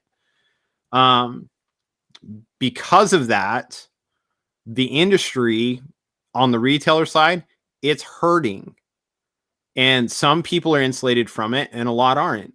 And there's great retailers out there that do stuff like us and like Bird City and like Captured and a bunch of other people that like we do okay. Like don't feel sorry for us, don't lose sleep for us, don't cry for us, right? But it's not what it was, and it's not what it ever has been. You're going to see a lot of ever be again. You're going to see a lot of retailers that made a boom over the last 2 years go out of business over the next 2. And it's guys like us that innovate and do really cool stuff. They're going to keep trudging along, and we're going to keep bringing you guys cool stuff. Yeah, you have to pivot. You have to be like. At the end of the day, stuff like that. It's not that you don't have faith in it. It's that you don't have faith in the strength of the industry right now. And I can for one say, I have very little faith in the strength of the industry right now. DC pushes way too many books that nobody gives a crap about. Marvel's doing way too many small run offshoots that nobody cares about. There's just not good. The only good writing is in indie right now, and nobody's paying attention to indie. And so customers are becoming disillusioned because the books that they've grown up and loved and read for 20 years are being thrown to shit, right? You've got writers that don't know how to handle these projects that have been going on for 70 years that are just writing them into their graves. The writing isn't there. The creativity isn't there. The industry as a whole is such a stagnant mess that as a comic reader, if I was reading Batman right now, over the last 2 or 3 years, I'd be vomiting. It's such a departure from the stuff that we grew up reading and love and why we love comics. Dude, the reason all of us love comics doesn't exist anymore. Yeah. And if it does, it's in little bits here and there that's just enough to keep us going. It's collecting more than anything now. Exactly. Which is fine. Which is totally fine. Collect. Yeah. And that's what's keeping the industry going. The writing is subpar right now. The creativity it's like, how come nobody can come up with a new cool idea? Do you know who can? Tinian. Why is the industry put him on a pedestal? Because he's the one person right now that is creating shit that everybody's like, that's fucking different. But it used to be 10 years ago, everybody was doing something different, and it's not that case anymore. The industry as a whole is it's not, I wouldn't say it's on borrowed time, but it's on like something needs to happen. Like Marvel needs to come together, get all the writers together in one big ass room and just say, listen, here's the end goal. How do we get there? Be creative. There's no creativity anymore. So it's not that we put out beautiful art covers because people still buy art covers. I just wish that there were stories to back these damn things up. Me as a reader, ask me the last time I read a comic book. I sell comics. Ask me the last time I read a comic book. But besides World Tree, because World Tree's been excellent. When's the last time you read a comic book? It's been 6 months because there's nothing worth reading. I think the X-Men is really good right now. Did you guys see the thing that Eric July put out about IDW? Well, IDW is Watch this. This is crazy. Check this out. IDW Publishing lost $1.28 million this last quarter. As reported by ICV2, they've had lower sales but higher expenses, which of course is a recipe for disaster. Keep in mind, a year ago, this same quarter, they lost almost $600,000. So they've been bleeding money as of late. Despite the sales being down, their printing costs have gone up drastically. Had it not been for Teenage Mutant Ninja Turtles books like The Last Ronin or a Sonic title or two, this company would be done.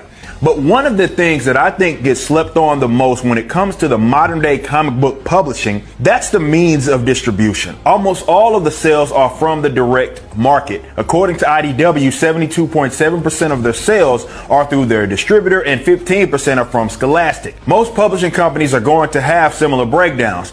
This means that you as the reader are not the actual customers. This is going to aggravate some people, but here we go. This is the hot button topic that we've all heard before. You ready?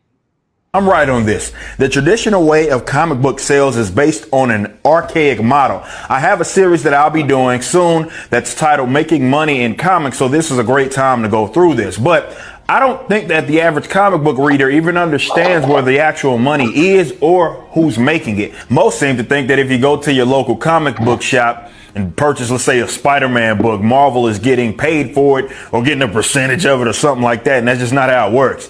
In the direct market, 3 handlers of that book exist before you even IDW Publishing. I hate how they do that. So basically what he talks about, though, is the fact that they do sales based on what is ordered, not what is sold from the comic book shop. So which is the crazy thing, you know. That's why we always say ordered by retailers, right? Because it's not what retailers have sold, it's what they've ordered as that they go by for sales. And if you watched the Industry of Comics episode that I did with Tucci, Polito, and Jesse James, that's one of the things that those guys were talking about is the new comics book, you know, that are under like distribution things. Is new comic book sales are so far down, and Kickstarters are up, back issue sales are up. You know, it's all the new comic book sales that are so far down. Bro, that's where the creative writing is, though. Mm-hmm. That's who is it? It's doing Pockets right now. He's a writer, or he's an artist.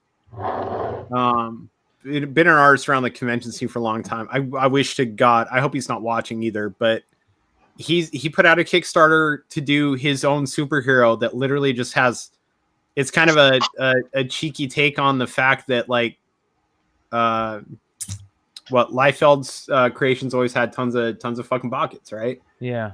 And so he's got like a vest inside, like he's got pockets everywhere, and he's always got like an answer to the problem in one of his pouches. You just can't fucking remember what pouch, so it's like comically funny and whatever. But like his Kickstarter's been massively successful.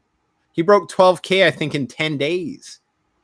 And it's like, man. Kickstarters are and Indiegogos but are going crazy. It's an original idea, and people right now in comics just want one original idea. We just want something different. I've always said that if you want to get people back into LCSs, like the books that they get, like you can only get them at a LCS.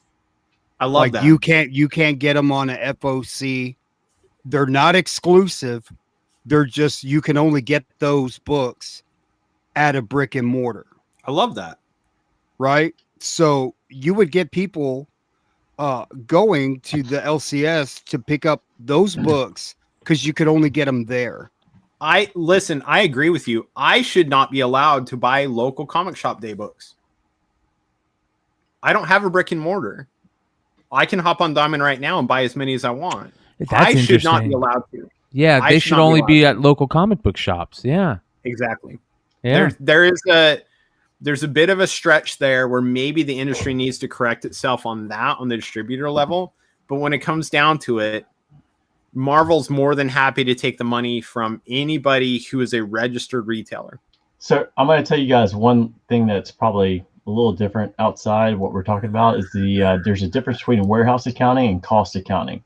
So actually where the physical sale is counted on your P&L and your balance sheet. So what used to happen was they were warehouse sales. Now it's more warehouse accounting versus cost accounting. It doesn't sound like much, but depending on like how you grow, how you account for like where the sales are, could be big. It's a very big thing. Because you can make, if you want to make it like the losses look greater than they are, you could do warehouse accounting, ship things out that don't really happen, or you make it look greater. Versus the other way. Well, you just remember you can just like Bryan, like how all these guys on like who own baseball teams, they always have like losses. So or they own like all these great teams, but somehow or another they always have losses. So there's a little bit of that to the spectrum. If you know how to actually account for it, you can have a really good product and account for it. Well, maybe I didn't make as much money as possible. Like a sound business already every year every quarter they account for a loss based on something that happened maybe the previous year, and then they're expecting this loss to happen a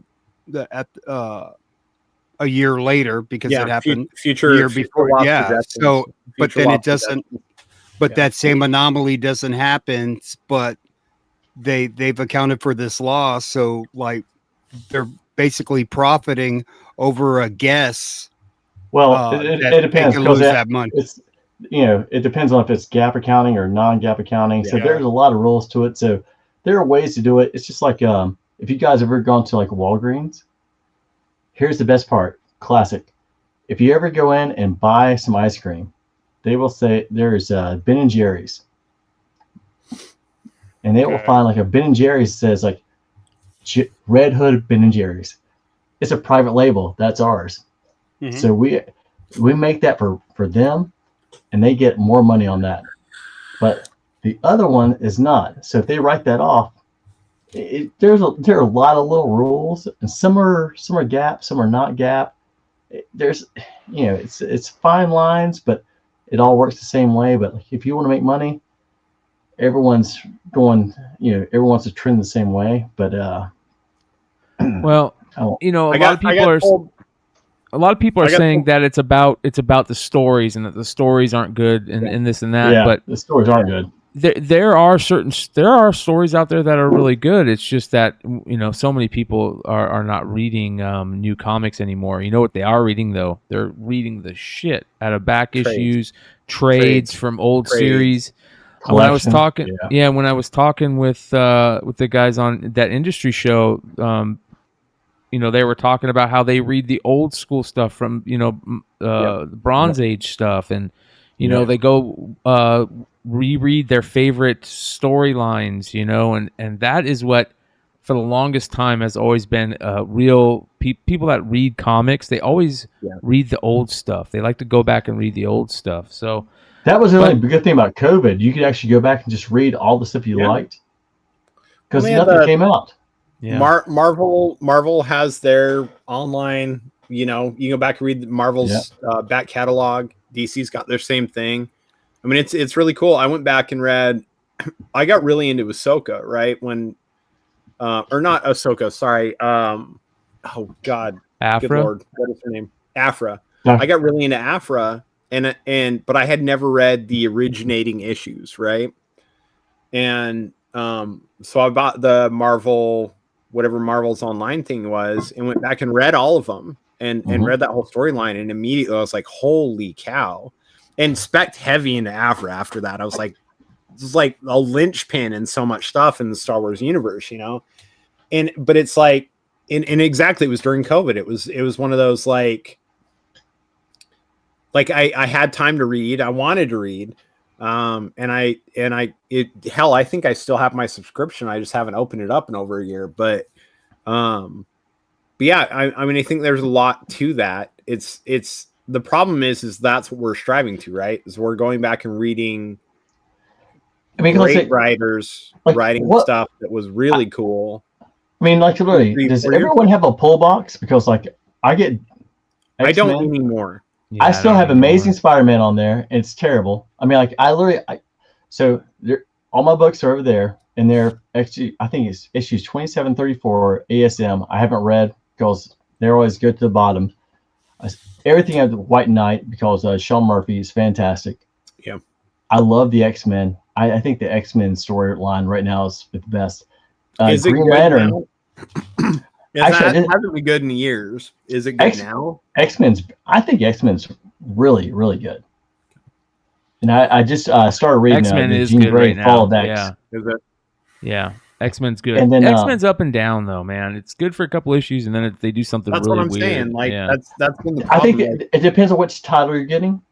Like, I think I'm just going with like X-Men, not Immortal or not X-Force. I think I took the 2 first issues of Green Lantern. Were awesome. I just wish it's been fucking 6 months and they've had 2 issues. The Hulk is finally like a horror issues, which is actually really cool. Carnage is going to be horror. Yeah. Flash, the new Flash is going to be horror centered or dark, I guess they're calling it. The Night Terror stuff is good. DC's doing good stuff right now. I like the Night Terrors. I thought that the way they did Robin and Jason Todd, and they had them put together, watching, I say Robin, but him talking about how his father, Jason Todd, you got your mother killed, and then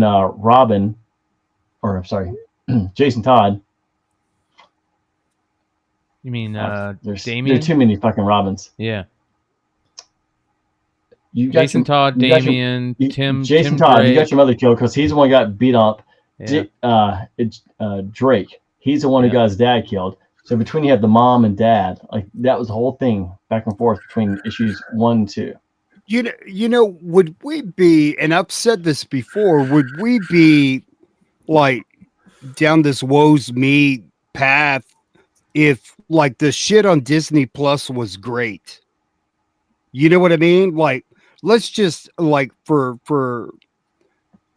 shits and giggles say everything was awesome on Disney Plus, and the movies that came out Quantumania was extraordinary. I mean, I don't know, because you need both mediums to you need both, the movies and the TV content that helps the comics. When phase 1 and phase 2, people were digging for Iron Man books and wanting to know the history of Iron Man and Cap. People were buying old Cap books that just sat there for years. You need both.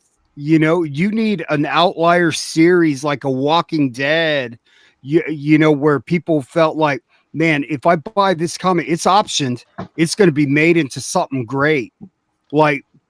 Other than The Boys, which for the life of me, that series is great, but the books aren't doing anything. How do those books are not worth anything? I've never figured that out. I don't understand that at all. I mean, multiple near mint copies of issue 2, which is first appearance 7 fucking characters. People, and it doesn't mean anything. Those books are just worthless. I don't get it. Because people are disenchanted because a lot of I don't know, the writer's strike. What were they striking? All their shit that they're writing. That would fucking sucks, man. But Joe, I would think that those are the books people who weren't ever around comics, they would come in.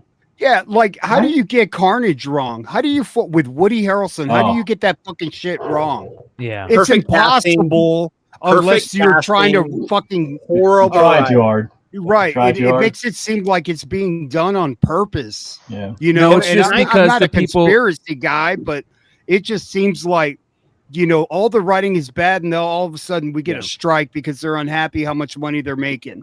Well, it's kind of funny, all this shit is Stories being written poorly.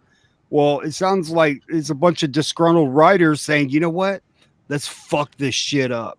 Well, That's the they way don't. it They seems don't to know me, what they're bro. doing. They're disconnected So, from the fan base. They're yeah. disconnected from the 100% source disconnected from the fan material. They just. Well, look at how Image keeps doing the stuff they've been doing. Boom keeps doing this. Look at the writers. Boom, Image, a lot of these companies, like the people writing for them that are still writing properties that, like, we love to read, are fans. The problem is we've got people in Marvel and DC that are just businessmen. They're just corporate men. Somebody put in there. How do you get Gore wrong? How do you fucking get Gore wrong? They're just doing the. It's They're fucking just impossible, dude. And it's, you know what's weird to me though, when we talk movies and comics, right? For years we've done look back Golden Age. I mean, you go all the way back to Golden Age. There was movies made, comics written. No, I mean, I'm serious though. Movies made and comics written, right? They did movies and then they did comic adaptations, right? Why are they putting out these amazing stories? Now, I know with Marvel, right? Marvel's movies have been based on stories that were previously written. Why are these guys not producing new content? Why is DC, Marvel, Image, whoever, not producing new content and then just putting out comics to coincide with them? They're missing a huge market sell. Put out new books. There's gaps in the Ahsoka series. There's gaps in the Ahsoka series and what was told through comics. So produce comics that fill that gap. They're missing it. I still don't think it would really. I don't know. I feel like if you have to produce a movie to sell a book, then you're probably doing it wrong from the beginning, anyways. No, I'm saying like it's the not health, doing it to do the health that. of the hobby. It helps when there's good movies out there. That's all I'm saying. Yeah, I'm not saying it has to be a great movie for people to enjoy buying comic books. It helps with, like, it's a thing, like everything's great, like when Endgame and Infinity War was out, and like it just felt like we were it but was we're okay. So when those movies, you know what I mean? When those movies were all doing good, who on this panel was going to their comic book store and buying new comic books every week? All of them? No, the ones I liked. I was buying. I was spending easy over $100 a week. Yeah, because I was happy. You know what I mean? With I was buying new issues. Endgame, you're fucking happy as shit, bro. Like, like fuck, man. Let me buy some books. You're in a good fucking mood. Like you talk about properties. There's if you guys ever read like Image, I think Seven to Eternity is one property. Oh yeah, Rick Remender, Jerome Pena. It is a fantastic property. I was shocked. I'm like, that should be a fucking movie or a series.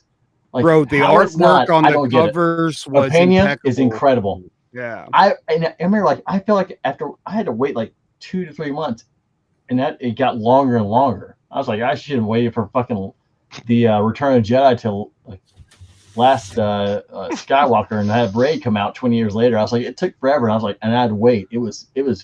I loved it. Just like comic book Angie loved. You brought up Last Skywalker. We should have known that the fix was in, that they were gonna fuck us over, dude. Like with Skywalker tossing the lightsaber. Fuck this thing. It's like. And even Mark Hamill knew that was stupid. He hated it. He fucking hated the script, and he tried to explain to him, I don't like it. Yeah, and Luke Skywalker. I just want to say, like this. I'm not a downer. I'm just a realist. And what I love is this stuff, and this is what's going to be. Love it. This is your next 30 years because this stuff isn't going anywhere. When can we get a Josh? Not wrong at all. This is what kids are reading, not Iron Man and Spider Man and My kid speaks. Well, if they turn them all into manga, let's see what happens. Kids won't read that shit. Not wrong at all. Actually, is there a possibility that we could get like an Akira movie or a Fist of the North Star movie? We'll get tried that already. I want a Fist of the North Star movie. I want Hands a down. Akira movie, but I don't. They're making one, and Watiti is doing it, and I don't want that because he's gonna ruin it. So I want a sequel to Point Break, and we can call it Johnny Utah. You can call it Utah. I think right? I think James is already like starting it out. A sequel to Point Break, bro. Hey, I've been surfing a little bit lately, but have you? Hell yeah. The wave's been really good in South Carolina. Oh yeah, I have no doubt, pal. We went to the beach. Crazy story. Went to the beach. Had the in-laws. This is not comic related at all. Can't hide money. Had the in-laws in 2 weeks ago. Went to Myrtle Beach, and we're out swimming. Niece is out swimming. Kids are out swimming. About 300 feet down the beach, everybody gets out of the water, and we're looking down. We're like, oh, that's kind of weird. Nobody's in the water. Oh shit! Shark. The water was so warm that a shark hit South Carolina beach. Right? None of us fucking cared. We're still out in the water swimming. I'm just like, listen, the chances that this happens, right? Like, I mean, it's just a cool story at that point. But the way the waves had brought in the beach over the last 2 weeks, there was a sandbar that went out 50 feet. You could go out past the break and still not be up to your chest in the water. It was the most beautiful conditions ever. So we're out there surfing. We went out there, bodyboarding, whatever. Kids are all out there and stuff like that. We're the only ones on the beach in the water, enjoying the water. Everybody else just kind of left.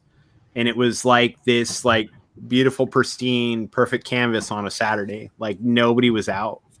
It was the greatest thing ever because of one shark. And we're like, yeah, no, we're good. One shark. He's out there getting fish. Like, we're not fish. And the sandbar goes out too deep and the weather's too great. And if I get bit, half my calf bit off, I got a cool story to tell on the Saturday on Beyond Wednesdays. So, hey, go ahead. You know what I'm still pissed off about is Secret Invasion, bro. Like, that was icing on the cake. Like, it's almost like it's a big fuck you. And then I got an alert on my phone that there's going to be a price increase with Disney Plus. At the same time, I'm going, what the fuck is this? And then I get an alert on my phone, Disney, would you like to accept or whatever? And I'm like, fuck, do I got to decide right now? God damn it, dude. I just went down. I went down to the cheapest Disney Plus subscription. It's like $10. I don't give a shit. I'll watch Good Lord. commercials. I don't know if I could handle that content of like Secret Invasion with fucking commercials, bro. Like, I would just fucking. I'll take the commercials over paying $20 a month instead of paying $10 a month. Like, now, if the content was like a fucking Ahsoka every single fucking week, huh? I'd still watch it with commercials. I don't care. I grew up with TV with commercials, dude. I don't need. So did I. I'm not like that. I don't know. Man, like, I hated commercials, man. Honestly, I think my favorite was I was in DC like a year ago when Obi-Wan was finishing, and Joe sent me a text. He goes, "Do you see the last episode?" I'm like, because I hadn't seen it because going into the next morning, I'm like, it's like Thursday morning. I'm like, no. He's like, whoa. And I remember like getting up early to go watch it, like the screens at work, and watching Vader and Kenobi. And I know everyone, yeah, bro. Everyone gets into, like, you know, blah blah blah about Reva and shit. But when he fucking hits his helmet and it changes the color and it, fuck yeah, bro. I was like, yeah, man. And he's sitting there, and he's sitting there talking, and his voice is changing from Vader to Anakin. Dude. Chills, bro. And then Obi-Wan is sitting there apologizing, like, I'm sorry. I was like, oh my God. It's like, I was like, I love that part. Stop it, Nate. You're gonna fucking make me cry, man. bro. I love that. I thought it was beautiful, awesome. man. Everyone gives it so much shit. I was like, I thought it was fucking fantastic. So when Joe sent it to me, I was like, oh boy, here we go. And then I was like, man, it was great. Like, it was shit yeah. you wanted to see when you were fucking 12 or 13 years old back in my day, bro. It's like, I'm are 50. you kidding like, me, yeah. dude? I was like, hell yeah. I was telling my friends, like, you got to get up and watch this. All right, I got something I want to go through before we go through FOC and getting pretty close to calling it a night. But you remember how a few weeks ago we went through the Spider Girl covers and how great there was some great Spider Girl covers in that old Spider Girl run. Yeah. So I want to do that again. This is with a different character, different run. This is Vampy. I know. I think we've talked about Vampy before, but this is crazy. How good some of the covers in this run is. It's just unbelievable. But even the first issues are good. I mean, look at this. So good. These are convention variants, but I mean, like, it's a lot of tough to hard to find Vampy books, man. bro, very hard to find Vampy books. So there's issue number 1, which is nice. Let's go on. Number 2, you got some good. But you got the holochromes in the Vampy book. So you get the beautiful holochrome chromiums that they were putting out back then that almost look like, more like, let me see here. More like, where is it? This. Don't worry, that'll be what we get after foils. More like this than what we get now. You know what I mean? It's this. fucking Michael Turner, bro. Yeah, beautiful chrome, almost like chrome cards now. Refractors. So that's the holochrome. This is the metal edition of that, which is really tough.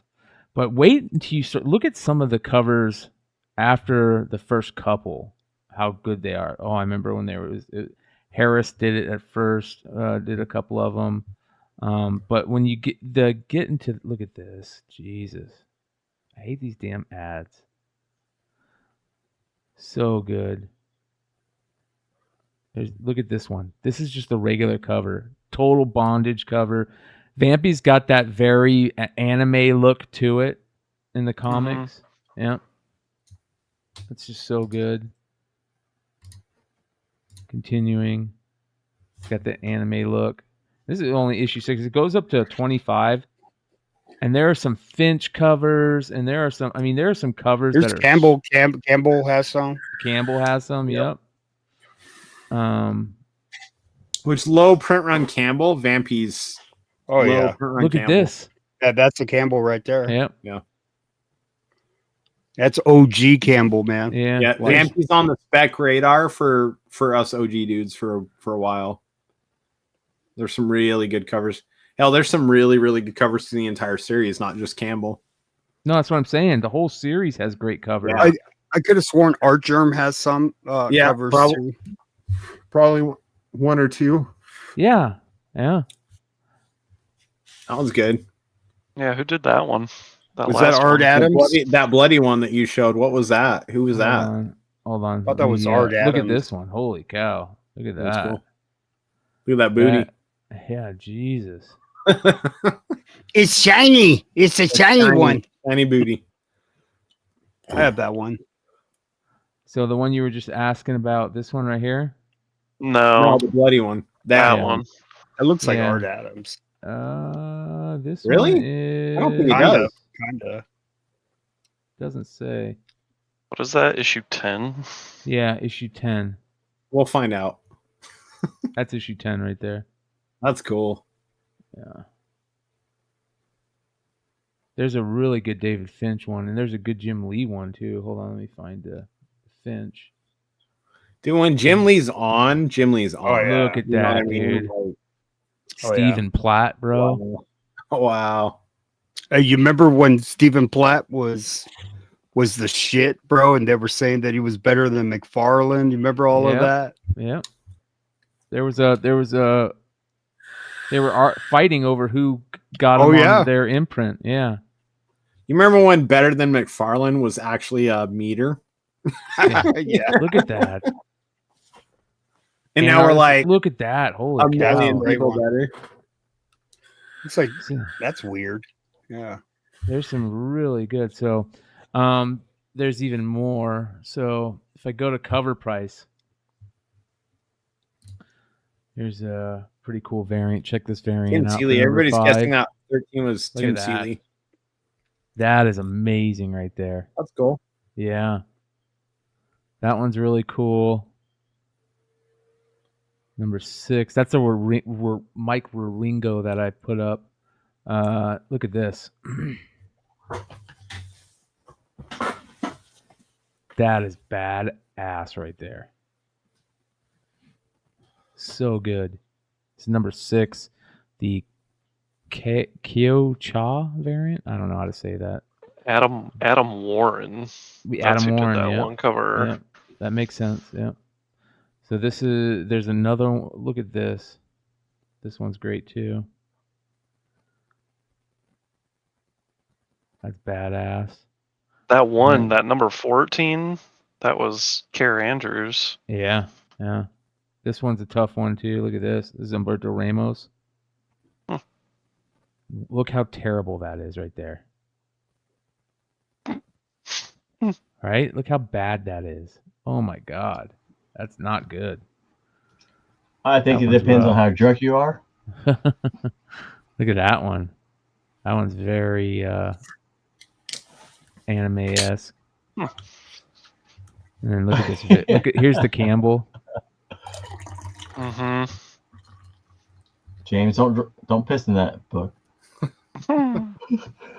Here's number 9. I didn't turn my mic off, did I? No, but I know the sound. Yeah.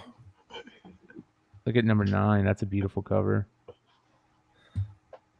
And then here's the variant. Look at this. That's on fire. Yeah. There's some. I mean, that's Benitez. Joe Benitez is such an underrated. He's really good. Yeah. I agree. Yeah. Yeah. His G.I. Joe covers are so good. Yep. This is the one. Look at this one right here. This is the convention edition right here. Dude, that's cool. Now imagine that in a foil. God. No. Can you imagine X-23 as a foil going into it? Like, people would go nuts for it. Wait a minute. I'm Look at writing that down. dude. Hold on. If that was Rick Hunter for Voltron, or not X23 Voltron, but Dude, hold on. Dragon X23 is so sick right there. yeah. That dragon was amazing. Jason Pearson, the guy who did the Gen 13 Janet Jackson cover, passed away recently, last year, unfortunately. Here's issue number 12. That's isn't this Daniel Warren too? Maybe not. I can't remember who that is, but this is the toughest one to get, the Platt Holochrome variant. This is so beautiful. It's chromium. It looks like Topps refractors. That's the Platt. Who drew that? Number Oh, 12. Platt. Stephen Platt. Yeah. I was gonna say Finch, something like that. I was like, yeah.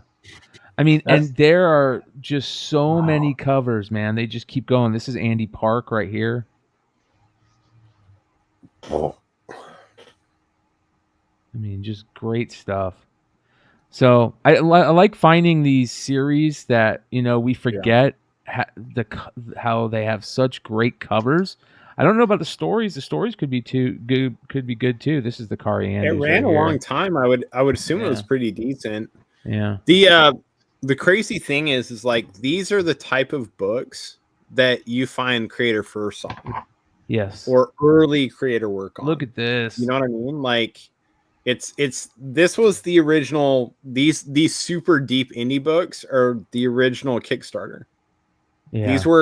These were guys meeting each other at conventions and going like, dude, I fucking dig your art. I've got this new book. You want to do a cover? You know what I mean? Like a lot of this stuff is like early for some of these artists. Like this is good stuff to be looking into. And Vampy, from what I remember, like a bazillion amazing covers. Look at this Phil Noto one. Early Phil Noto. Cool. Really, yeah, early. Phil Noto. That's what I'm saying. Early. It's all early. 2001. Yeah, I mean, there's just tons of killer covers in this run. All the That's regular really covers cool. are good too. That is really cool. This is a Finch. Look at this. Finch doing his anime style.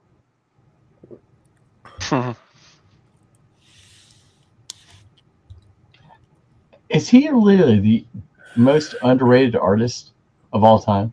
No, I think the No. most there's tons of them. I think I'm Steven telling you. Hughes is one.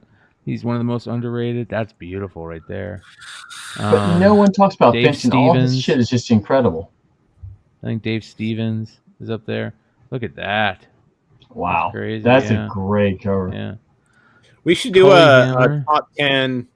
Brian, you should do a show top 10. Well, I'll submit. Do a top 10 underrated. Underrated, overrated. That's a good show. Ooh, underrated, overrated. That is a good show. We might have to do that. There we go. That's a show right there. Underrated, overrated. Especially if you're doing yeah. like three under, three over. I've got every some week. I've got some real unpopular opinions for the overrated. Oh boy! Wow, look Oh, at that. boy. I don't want you. I can start some fights. I think Josh is a great artist. Josh is a phenomenal foreign comics artist. And also a great quarterback. And connoisseur. That's a of rough one. skateboards. That John McCrea Josh one is the rough. luckiest man I know. Ooh, look at that. If I sent Udon? Josh $20 to play the Powerball, yeah? I would win. Well, send in my 6-year-old. Let's see what happens. Well, everybody loses. So this 6-year-olds are terrorists in beautiful, cute human form. Everybody knows that. This is the Amanda Connor, and I don't know about this. Her face is a little. That's not very Amanda Connor. It's disgusting. Yeah, yeah. It's not terrible. good. It's terrible. Yeah. Yeah. It's garbage. But every once in a while, you get a garbage one. Yeah. Oh, yeah. Carlo Barbieri, that's garbage. I'm not even gonna look at that. I mean, Anarchy Studios. We need to do a manga show. Yeah, we do. But this is the Yeah, rare. we need This to is talk the about one. manga, bro. This is the one I want the most. Wow. Yeah, That's cool. After Dave Stevens, right? Wow. That's almost Hughesy. It is. Yeah, it's dope, but You know what gosh, I mean? I would. Like, if you Unless- told me that was an Adam Hughes, I'd be like, yeah, it's an Adam Hughes. Unless if I find that for $1 in a bin, I'm never paying what that book sells for. Yeah, Does it sell for a lot? thousands. Yeah, like yeah, it's Yeah. 1,500. Oh my God. Are you kidding me? Wow. Shit, you could probably bought the OA for that. You could buy a couple Golden Age books for that price. Jesus. It's amazing. Wow. It is a beautiful cover, but This holy. is the final issue of the run. They go to 25, and this is a terrible ending variant. Ugh. Look at this Jay Lee. Yeah, Issue 2. I like that. That one's cool. Yeah. Yeah. And then here is the Finch for issue number 4. That one's really That's good. cool. Yeah. Tell you, man. Finch. $400 too much, Ghost Lotus. But Finch and his wife are both in art, right? I don't know. I think because when he was doing Wonder Woman, I think his wife was doing Jenny Wonder Finch? Woman. No, Jenny Finch is the softball player, right? Yeah. No, not striking out, not striking out Richie Weeks and Richie Not Sexton. that Finch. So Vampy, and here's the other crazy thing. The series, if you go, the crazy thing about this is, let me go back to the top.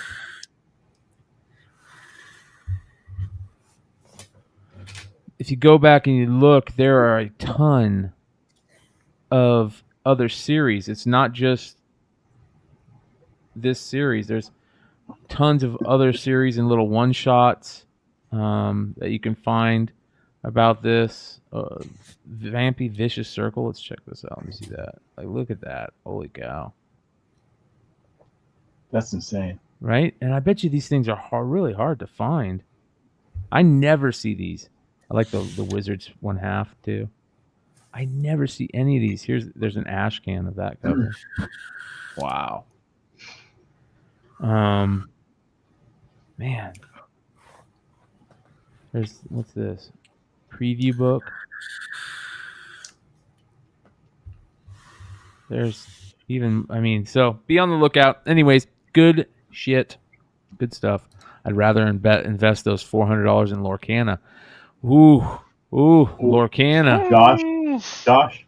I don't know. Hot hands. Yeah, Dude. Lorcana is taking some heat right now. There's some fuckery going on there. With the fake cards, or yeah. So, what exactly happened with that, Josh? They sent. Oh, I honestly have no idea. So I know that there's fake cards out there, but that's all I know. Yeah, I'll show you guys. Yeah, I'm about to say Josh is about the safest bet we can have. Yeah. I mean, you gotta. I'm not Only I had surprised there's listened to fakes. Josh 6 months ago when he was Like talking a up year ago. Lorcana. Jesus. Yeah. I've been waiting forever for that to drop. What is going? If only. Dude, I would have been sent. Listen, you guys don't know behind the scenes, but me and Josh have been talking. I was like, dude, if I dropped you like a G, what could you do with What it? is going He's like, on? I could do some cool stuff. And I've been meaning to send Josh money because this I dude could have bought is- you 10 of those Pokemon boards, and you would have made. I Like, know exactly. And Josh has got Wait his for that. finger Where's on that the sucker pulse. G's? He's got his finger right there on the pulse. So me and Josh can be talking a lot more later, but not getting hunted by skin clad serial axemen like we have been talking recently. But all right, check this out. Watch. Where this set is being printed. Everybody's confused. Me I and don't know Josh where are this set's being laughing. printed. Who's doing their printing for Lorcana? But the rumor on this post is that they may have come off the exact same line, which is why the print quality is so good. Now, They actually if making that's fakes at the same printer. That's fucked up, man. Holy dog shit. How crazy is that? So Yeah, how does the that print even quality on the happen? fakes, the print quality on the fakes are so good that they're saying they're coming off the same print line. The same printer. Oh my Yeah. god. It's the case. Listen, I'll bash a grading company with the So it says here, first seen on March 18, 2023. PSA officially paused grading on August 16th. To my knowledge, BGS and CGC haven't paused grading as of this writing. So basically it says about 2 weeks ago, PSA decided to stop grading the Mickey promo variant. That was like a $4,000 card that they gave out at... oh, that D23 Yeah, one. yeah, the D23. yeah. Yep. And it says here, PSA decided to stop grading this card because a, quote, variant found its way into circulation that they needed to trace the origins of. This, quote, variant is unofficially dubbed the Maki. Makis can be found raw as well as in PSA and BGSA slabs. There hasn't been one seen in a CGC slab up to this point. After a lot of research, mainly through Discord and Instagram, this information he's posting this information to help people identify the Maki cards. One first seen in March 8th, 2023. PSA officially paused grading on August 16th. To my knowledge, BGS and CGC haven't paused grading as of this writing. There have been multiple Makis seen in PSA and BGS slabs, with some sitting on eBay currently. It's unknown exactly how many there are in existence, what percentage of the population is comprised of them.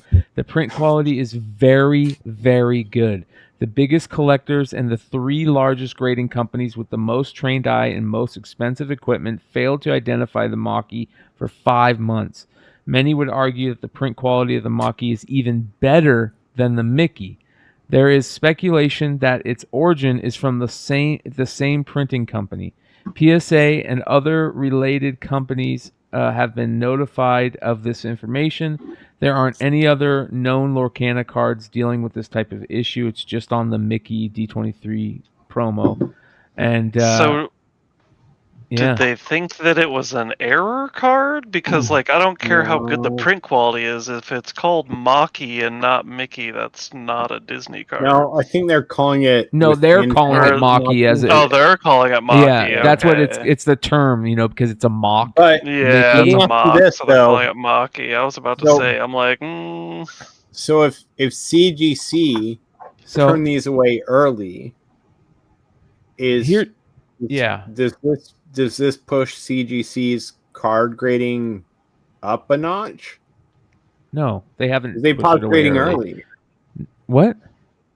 That's what I read from that. They CGC paused grading early on those. No, there just there hasn't been one found through CGC. Yeah. So PSA and all those other companies, there've been ones found. Where does it say CGC pause grading early? What was it in? It was in your video. Yeah, no, they didn't pause it early. It said None that had been found. there hasn't never been mind. any found in a CGC yeah, slab. okay. Yeah. So maybe they graded some, but they didn't So classify here's it as. here's the difference. So on the mock one, corners are cut more sharply. They're cut even sharper than the regular one, which is crazy. So PSA 10 then. yeah, I can see differences just looking at these Yeah. two. The attack symbol is more clear on the Maki one. Wow. So you can So see they're the better circles. cards. Yeah, you can see Jesus. the circles. Yeah. How in the fuck do you combat that? The first symbol is more clear and bold. Mm-hmm. Yep, you can tell those are way Yep. different down there. Coloration is slightly different, but this is hard to Yep. capture in the photo. But you can kind of I barely. can see it. This one's more clear. The fake one is more clear. This one's a little bit fuzzy, which is crazy. You would think it'd be the opposite. That's how you used to be able to tell, the fake cards as they were fuzzy. So the 'cause they were- PSA 10s are fake and the PSA 9s are probably good. No, there's a That's ton of fucking them scary, that dude. are out That's there. scary. Yeah. So, yeah. There you go. Interesting. Very interesting. Wow. All right, Yeah, let's very run interesting. through FOC and then we'll call it a night and jump on Discord. I want to shout out Brian, to.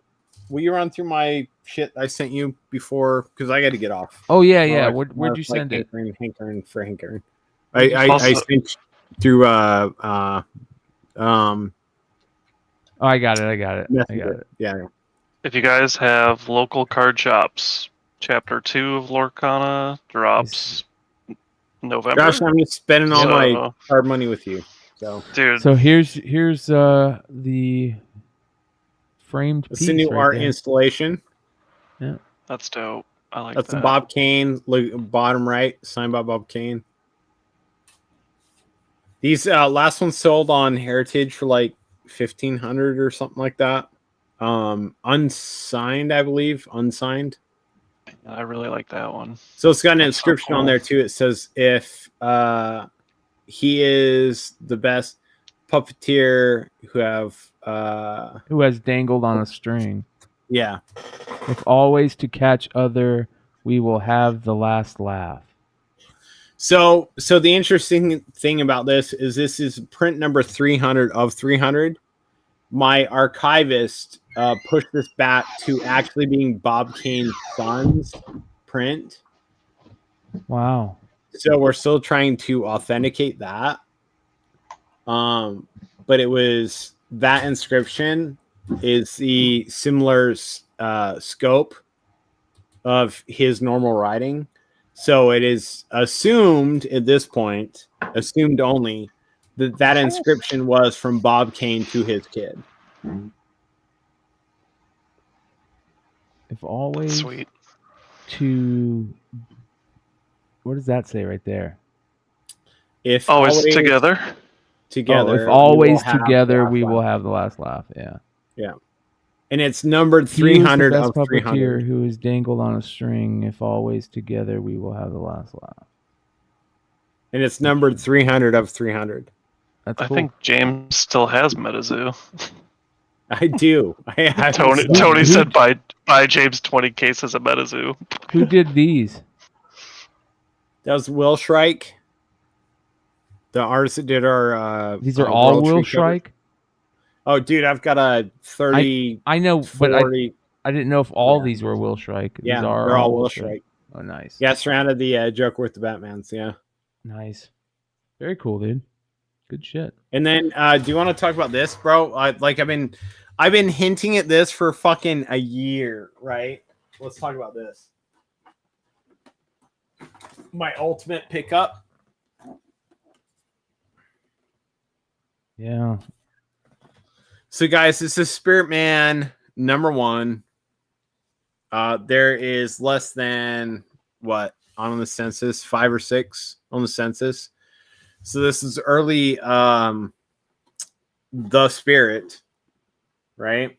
Is this the one you've had, or is this a new one? No, I bought it. I finally tracked one down. Tracked one down. I had the number 2. Congrats. Yeah, congrats. I would say I had the number 2. 3. It looks so clean for the 3 on the cover. It's an amazing, it's beautiful. But anyways, looks great. What year is that? 1944. 1944. I sent D-Day. Bryan a There you go. link. The actual link has there's a picture of a newsstand. Yeah, I saw that. Yeah, and it's in there. It's chilling like second shelf down. I found a better picture. I took a screenshot of it, but I can't find it. But anyways, there's less than, hold on, I could tell you right now. Spirit Man. You did that to me when we were in Charlotte. You're like, wham! Yeah. Like, oh. It looks this awesome. book is like stupid. Wow. So there's 4 on census. There's a 4.5, there's a 5.0, there's a 6.0, and then there's the 2.0. And the mine is a CBCS. Is this the acetate version? So basically what these are is they took 3 of the Spirit sections that they would send in the newspapers, and they bound them together. So did they use the same Spirit sections, or is each Spirit Man #1 3 different bound spirits? They're the same sections, and there is a theory that Will Eisner himself was the one that did this, because all of the books that were produced and pushed out were in the area of his where he was working at the time. Well, that's definitely not Will Eisner cover art. So no, 100% not. Yeah. Well, look at issue 2, right? Yeah. It's literally like Saudi Arabian artwork on it. I mean, look at it. There's a prayer mosque in the background. Yeah. But you look at the photo that was sent at the newsstand. They're there. They were sold at a New York newsstand. I mean, it's absolutely insane. But on the census, these things are like the rarest of the rare. You talk the first appearance of the Spirit. There's on the census hundreds of copies. But put it in a CGC slab. But on this book, there's less than 10. Where is it in here? It's like second or third row in, and Right it's there? near. I see it. It's right here. You found There it? is. Yeah, hold on. Hell yeah. I think I found it. Why It's is this in there, so, though. why is this so rough? What the hell is going So, on? dude did a picture from the. I mean, it's an old ass picture.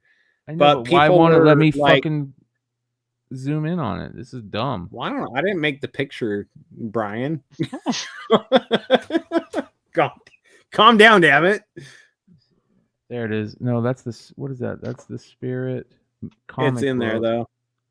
It's the comic right there. Man, look at all those other comics. I know. Wow. Old school.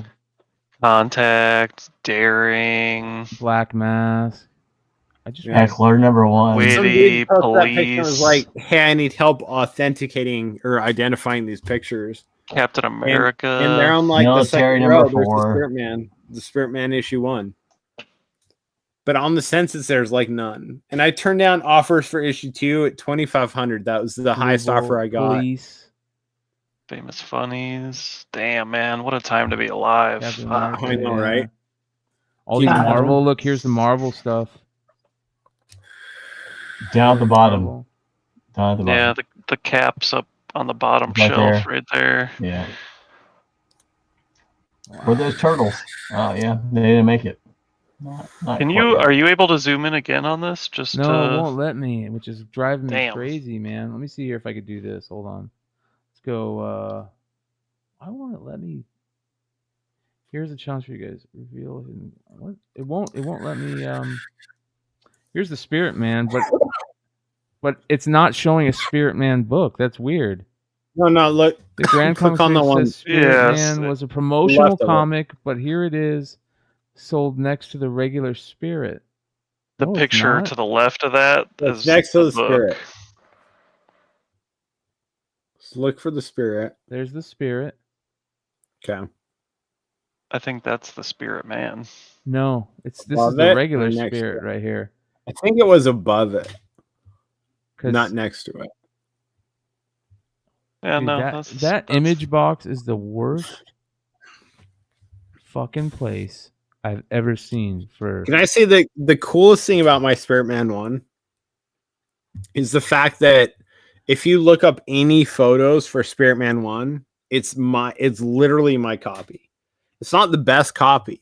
There's a 3.5, but the only one shown is the one with the ink pen marker. Like it's mine. It's if you historically look it up.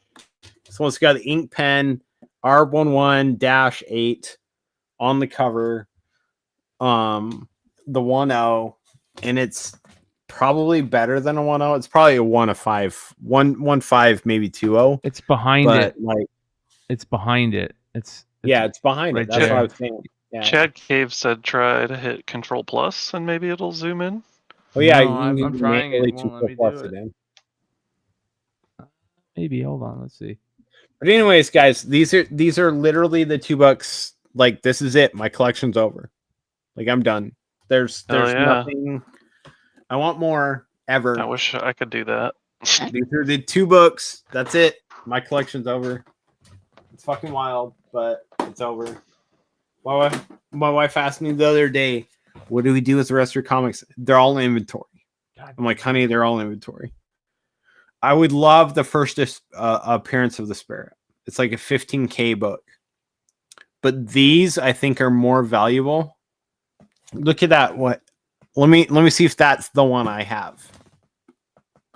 Listen, that's the one I have. The picture you just sent, Brian. What? I don't know where the picture. Well, that picture you're showing on screen. Oh, it's of my book. Yeah. That's the one I have. Like, no, it's like literally these things are so fucking rare. Like nobody has photos of them. You know. Cardi West says Control W. Control W. No, don't do that. That's it. Like It the won't let Spirit. me. Is, like It won't let me that's it. do that. I got That's the weird. grail. I got the grails of the Spirit, and so I'm fucking happy. Every Hell book yeah, I have dude, that's awesome. ever now will be, I don't know, man. Like I did it. Like, dude, it took me. You guys don't understand. Like collecting these 2 books took like 5 fucking years. I get Like, it. this is Trust me, I get it. This was not a small feat. This was like a huge, like holy hell type situation because there's less than probably 2 dozen that exist, and to have both of them in the same room, good lord. Mm-hmm. No. I mean, Josh, crazy. you know, It's a your crazy foreign stuff, feeling. dude. It's fucking. Yeah, I it's know. nuts, Yeah, man. there's books that I've never seen again or don't pop up for every 3, 4, 5 years. Like, So me and my wife were talking about the future of my inventory, and I said, "Listen, it's all inventory. It's all sellable. It's all inventory, except for 2 books. And those are the 2 books. Those books will never leave me. I All right, spent here we way go. too long putting that collection together, and I know it's not a collection. There is, funny enough, I found out during my research there's one other unauthorized Spirit book. There's one more. There's literally no photos of it, but it Yeah. is cataloged to exist. So I do have one more book on my radar, and I will probably in the next 40 years never find it. but there was now, a book. if you think that way, you're definitely not going to find it. Let me run through Well, the no, I'm FOC stuff real hunting. quick. Shout out to Billy over at Economic and Comics, who hooked me up with that great Carla Cohen Speechless. There is an Action Comics Carla Cohen cover coming out. You guys can see it right there. that's And then beautiful. you got a Del Otto on the same one. Jorge Jimenez, too. George Jimenez. A lot of great covers on that Action Comics. Alan Scott, the Green Lantern. This is a cool old school cover. You got the one with what's his name in it? Solomon Grundy. They're combined at the hip. Alice Ever After number 4's got a cool Panosian cover, like normal. It always has a cool Panosian cover. That's an interesting one. You got another facsimile, Amazon Attacks. That's an interesting Taj Tenfold one right there. Avengers number 7, Batman Beyond Neo Gothic. That's pretty. Look at that. That's pretty interesting. Christian Ward. Christian Ward has been killing it lately. Batman, Catwoman, The Gotham War, Red Hood number 2. This is a terrible. What kind of title is that? Yeah. Batman, Catwoman, The Gotham War, Red Hood. Yeah. That's a terrible Dustin Nguyen cover. It's bad. Blade Runner, Captain America. There's a Carnage. This is the Del Otto, right? Look at that. But this is the one right here. That's the one to get, the Sakara. I'll end up buying that one. This is Rose Besh. Look at this. I didn't show you guys this. It's an interesting Rose Besh. Yeah. Not her regular style. Avengers or Conan. That's an interesting one. Let's see here. Let's move on. We got a lot this week. God, that image is so good. Creepshow comes out. A lot of good Creepshow covers coming out, including our boy Drew at Wanted Comics with the Chad Keith one. The Hades stuff coming out. I like the Del Otto Hades cover. That's interesting, that Detective 1075. Kelly Jones book coming out. Doctor Strange, the Megan Hetrick. You got some, that's a cool cover. Look at this. And that's a great cover. That. Alex Ross. This is a great cover right here. Edenwood number 1, the Molina. Image. It's an image number 1. So maybe check that out. Expanse, Firepower by Kirkman and Samney. Flash number 2, Diodato cardstock. So Diodato and who's the writer? I can't remember the writer. Who's writing the new Flash? Rom V? Is it Rom V? I think it's Rom V. You got the Bjorn Barons. The Del Otto one is nice. That's pretty good. I like that. Let's see here. Gargoyles. That's an interesting. Where have I seen that before? Ooh, look at this Dominatrix. Jesus. Jim Ballard. Wow. That's nice. Action figure variant. This right here, this Green Arrow. Alvaro Martinez Bueno card stock variant. Look at that. That's awesome. I don't know why I like it, but I like it. Green Arrow Phil Hester cover with a bunch of different Green Arrows on the cover.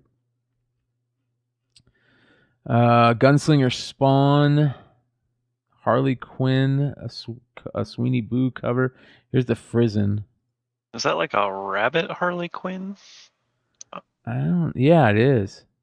A Sweeney Boo cover. Look at that, dude. This is badass. Looks like an old school I like or something. that. Yeah. Yeah, that's cool. This one's not too bad either. This Del Otto. Is that Del Otto? That's not Del Otto, is it? That Del Otto? Maybe it is. I don't know, but it's good. I like the image in the back here. Almost looks like a Dia de los Muertos image. Here's the Chrissy Zulo. Continues the Trick or Treat covers. Heat Seeker.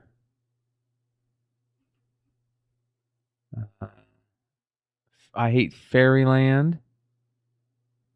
You got that's pretty good. You get the homage to Walking Dead by Scotty Young. Yeah. That's a good cover right there, you guys. That's awesome. This is the cover. 20th anniversary team up variant. Wow. Yeah, they're doing those across all the Image series, I think. Yeah. This is the good one. Very good. You've got the Ice Cream Man number 37. Oh, I didn't even know that was still going. Yeah, there you go. Here we Chrissy go. Zulu. Yeah, more Jeff the Landshark. That's a good cover. I really need to get her. After you posted that picture of her commissions, I was like, holy. Yeah. Like, what am I doing, man? She's amazing. Magneto, number 4. It's interesting. I always like this this costume right here. You like that costume? Dude, one of my very first covers I have that I remember buying as a kid was the one where he's wearing that costume and he's got the handcuffs on. I forget which it was, like issue 200 or. Because Nate, isn't this the cost? You're on mute. Isn't this the costume that they're using in X-Men 97? Is that the one he's just standing there? Yeah. Yep. You got it, Nate. Yeah. Yeah, just standing there. I was like, that won't hold him. Yeah. Yeah. Let's see here. Masters of the Universe. They're all bad. Mighty Morphin Power Rangers, Torrin Clark. That's pretty good. Look at this. Yeah, the zombie. Yeah. It's the zombie Rangers. That's cool. I like that. I'm not a Rangers fan, but I like that. There's The zombie Rangers should be a big thing. Ooh, look at this. Wow. I want to read this storyline because I do too. Really cool. I do too, and I'm not a huge Power Rangers fan, but it does sound cool. Negaduck. You got a Forstner cover right here, a Negative Space Trish Forstner cover. Did you see how they had the Darkwing Duck Gotham by Gaslight cover? Yeah. Not this one, but like a few weeks ago. When yeah. Good stuff. Really good stuff. All right. By the way, you guys, all you got to do is go to economicsincomics.com/collections/ pre-order bundles. And let me go ahead and drop a link. I think that's the link. Let's check. Pre-order bundles. Yep. Here we go. So if anybody that's watching live wants to go check out Billy's FOC pre-order bundle page, it's good stuff. Go check it out. All right. Penguin, Power Girl, Lyrics Lee, Ji-Hung Lee. All these Power Girls are great. Wow. Look at this. Yeah, I think I almost, or maybe I did order that one. I like that Lyrics Lee one. Yeah. Predator vs. Wolverine, Chichetto, Pure Evil. That's interesting. Look at that. Holy cow, that's a creepy. Chicken, right? That is creepy. Her saying the blood. Yeah, and the eyes on the cat. Yeah. Oh. Yeah. Oh. Look at this. What a crazy cover, man. Guessing this is about a demonic cat. Look at that. That's a great cover. The Andolfo. Oh yeah, I actually do eyes. like that. Yeah. Yep. Radiant Black. Rare Flavors number 2. Return of Superman 30th Anniversary Special. You got each one of them. Oh, wow. Yeah. So you got That the takes me Dave back. Wilkins. Got a Dave Wilkins DC cover. Die cut He's too. the man.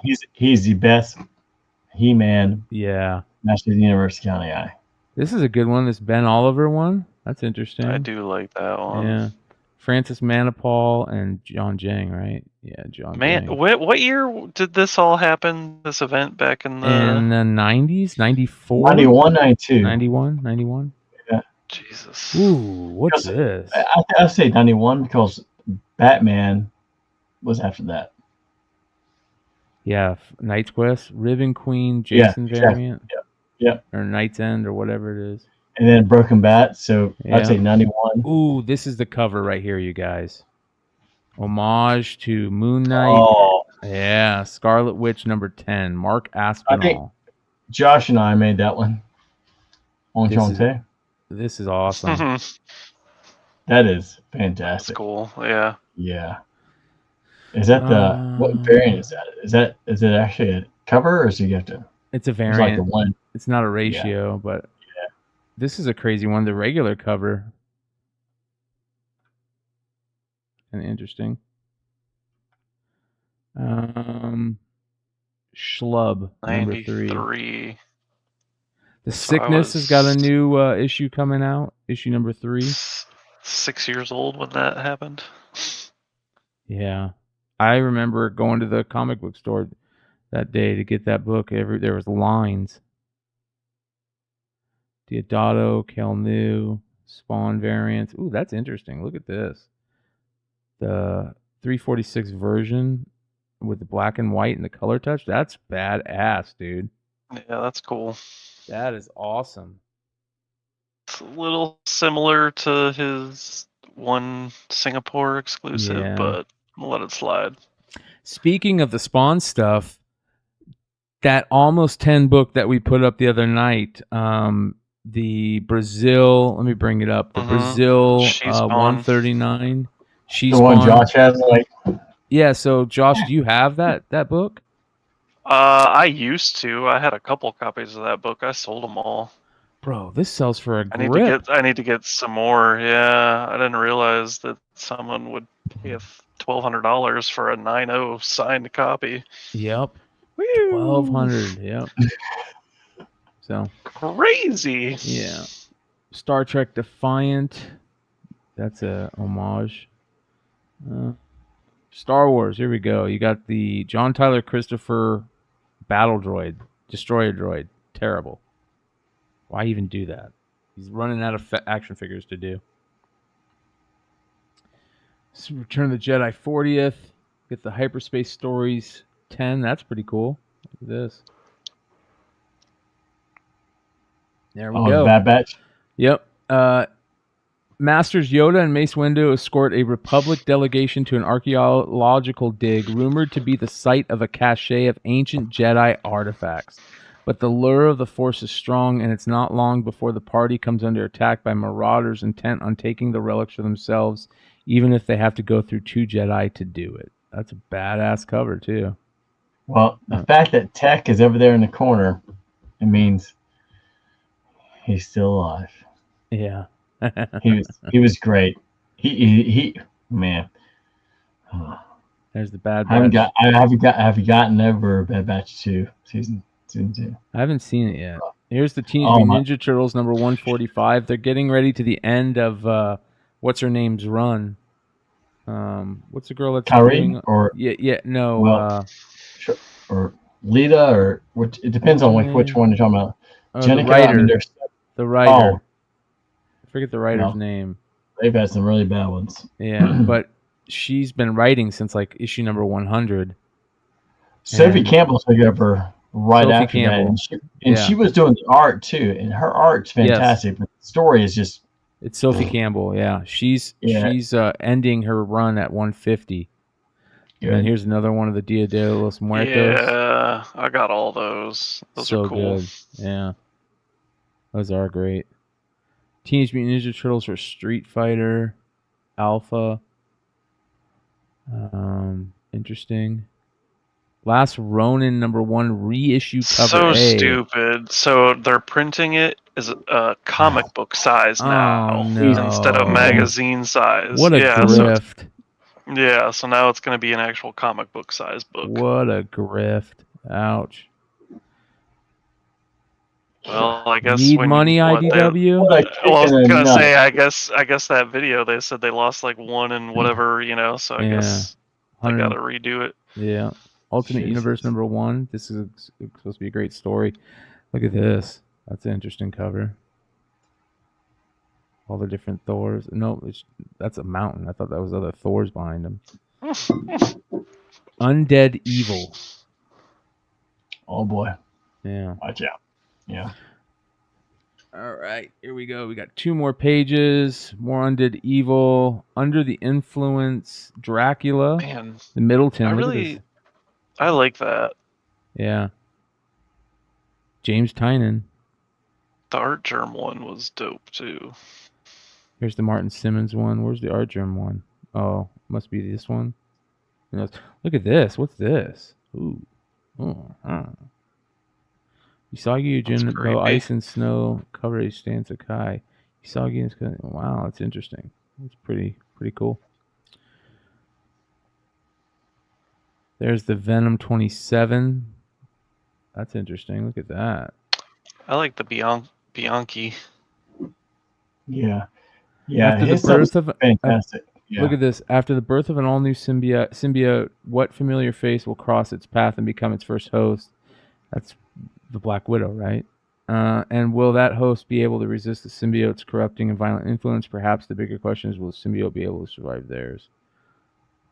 It's a cool looking Spider-Man logo. There's the Bianchi, yeah. Wow. It's just interesting. It is. It's very interesting. This right here, holy cow, is that beautiful. Carla Cohen. I got to reach out to them. They did say that they were going to be busy because they had the Austin show and the New York show. So, but I still got to reach out to them. Void Rivals number 5. That's interesting. World Tree number 5, second printing. Walking Dead. Look at this cover. This is a wow. Look at that, dude. Connecting J.H. Williams, and they're all zombies. That is awesome. Wow. So I know we're in the W's, but if you want to actually see a great cover, look for G.I. Joe 302. Is that on FOC? No, but it's coming out. Okay. It's a yeah. There's the Art Germ variant for White Widow. Man. I love that deck. That's a great. I always love these What's Furthest Place from Here covers. They're just good. I like Shelby stuff. Lyrics Lee. This is the local comic shop day. Jim Lee foil Wonder Woman. Yeah, no thanks. And finally, before we go look at that G.I. Joe cover, this Miguel Mercado Cyclops is so good. It's awesome. Yeah. I'm telling you, this is the one book I wait for every week, or not every week, but when it comes out. I love X-Men. I think the way they're doing it right now is fantastic. I think it's great. Yeah. I mean, but there's so many a little bit, so I get confused sometimes, like, because is it Immortal? Is it regular X-Men? But I think it's really good. And I read the Jean Grey issue, and then there's a lot of good X-Men titles right now. 302. Wow. Now go to the variant. There you go, right there. Whoa. Yeah, I like Watch that. out. Yeah. Stalker on the That's jump. Great. Yeah. Yeah, that's cool. They're all good, man. Yeah. Andy Kubert's doing art for it. That's cool. Yeah, that shit. Man, let's see what else we got. We got 301 here. I was about to say, I don't feel like there's as much for the other ones as there is that one. I don't like the 301 that much, but I love how they're doing the old school Devils. The image. That was my favorite run of G.I. Joe when it was on Image. 1 in 10. Yeah, they're trying to copy that part. That one's fine. Soon. Yeah. The blank sketch variant coming soon. That's interesting. Who's Throwdown? A new recruit and disciple of Snake Eyes. When G.I. Joe was reinstated at Devil's Due 7 years after the original Marvel run, although the character had previously appeared, the Kamakura persona was first introduced. Oh, so it's Kamakura. as a Joe. That's interesting. That's very interesting. All right. Good shit. That is the show for this week. We're going to go hang out probably in the Discord for a little bit. I apologize to all 122 that hung out with us all the way till almost 1 in the morning on the East Coast, if you're on the East Coast. So always seems to be 3-hour shows on this show. It's just the way it is sometimes. So let's see, what do we got coming up? I'm hopefully going to be recording another industry show soon. Tuesday, Comic Man Andy's. Wednesday, over here. Thursday, Bogcast. Friday, House of Stein. Yeah, we got all kinds of craziness going on. So shout out to everybody that hit that thumbs up, because that really helps us. Make sure you guys sub up if you're not subbed up. Go check out House of Stein right now if you're not subbed up over there. And much love to you all. We're going to go hang out in the Discord after show lounge. We'll see you there. Out.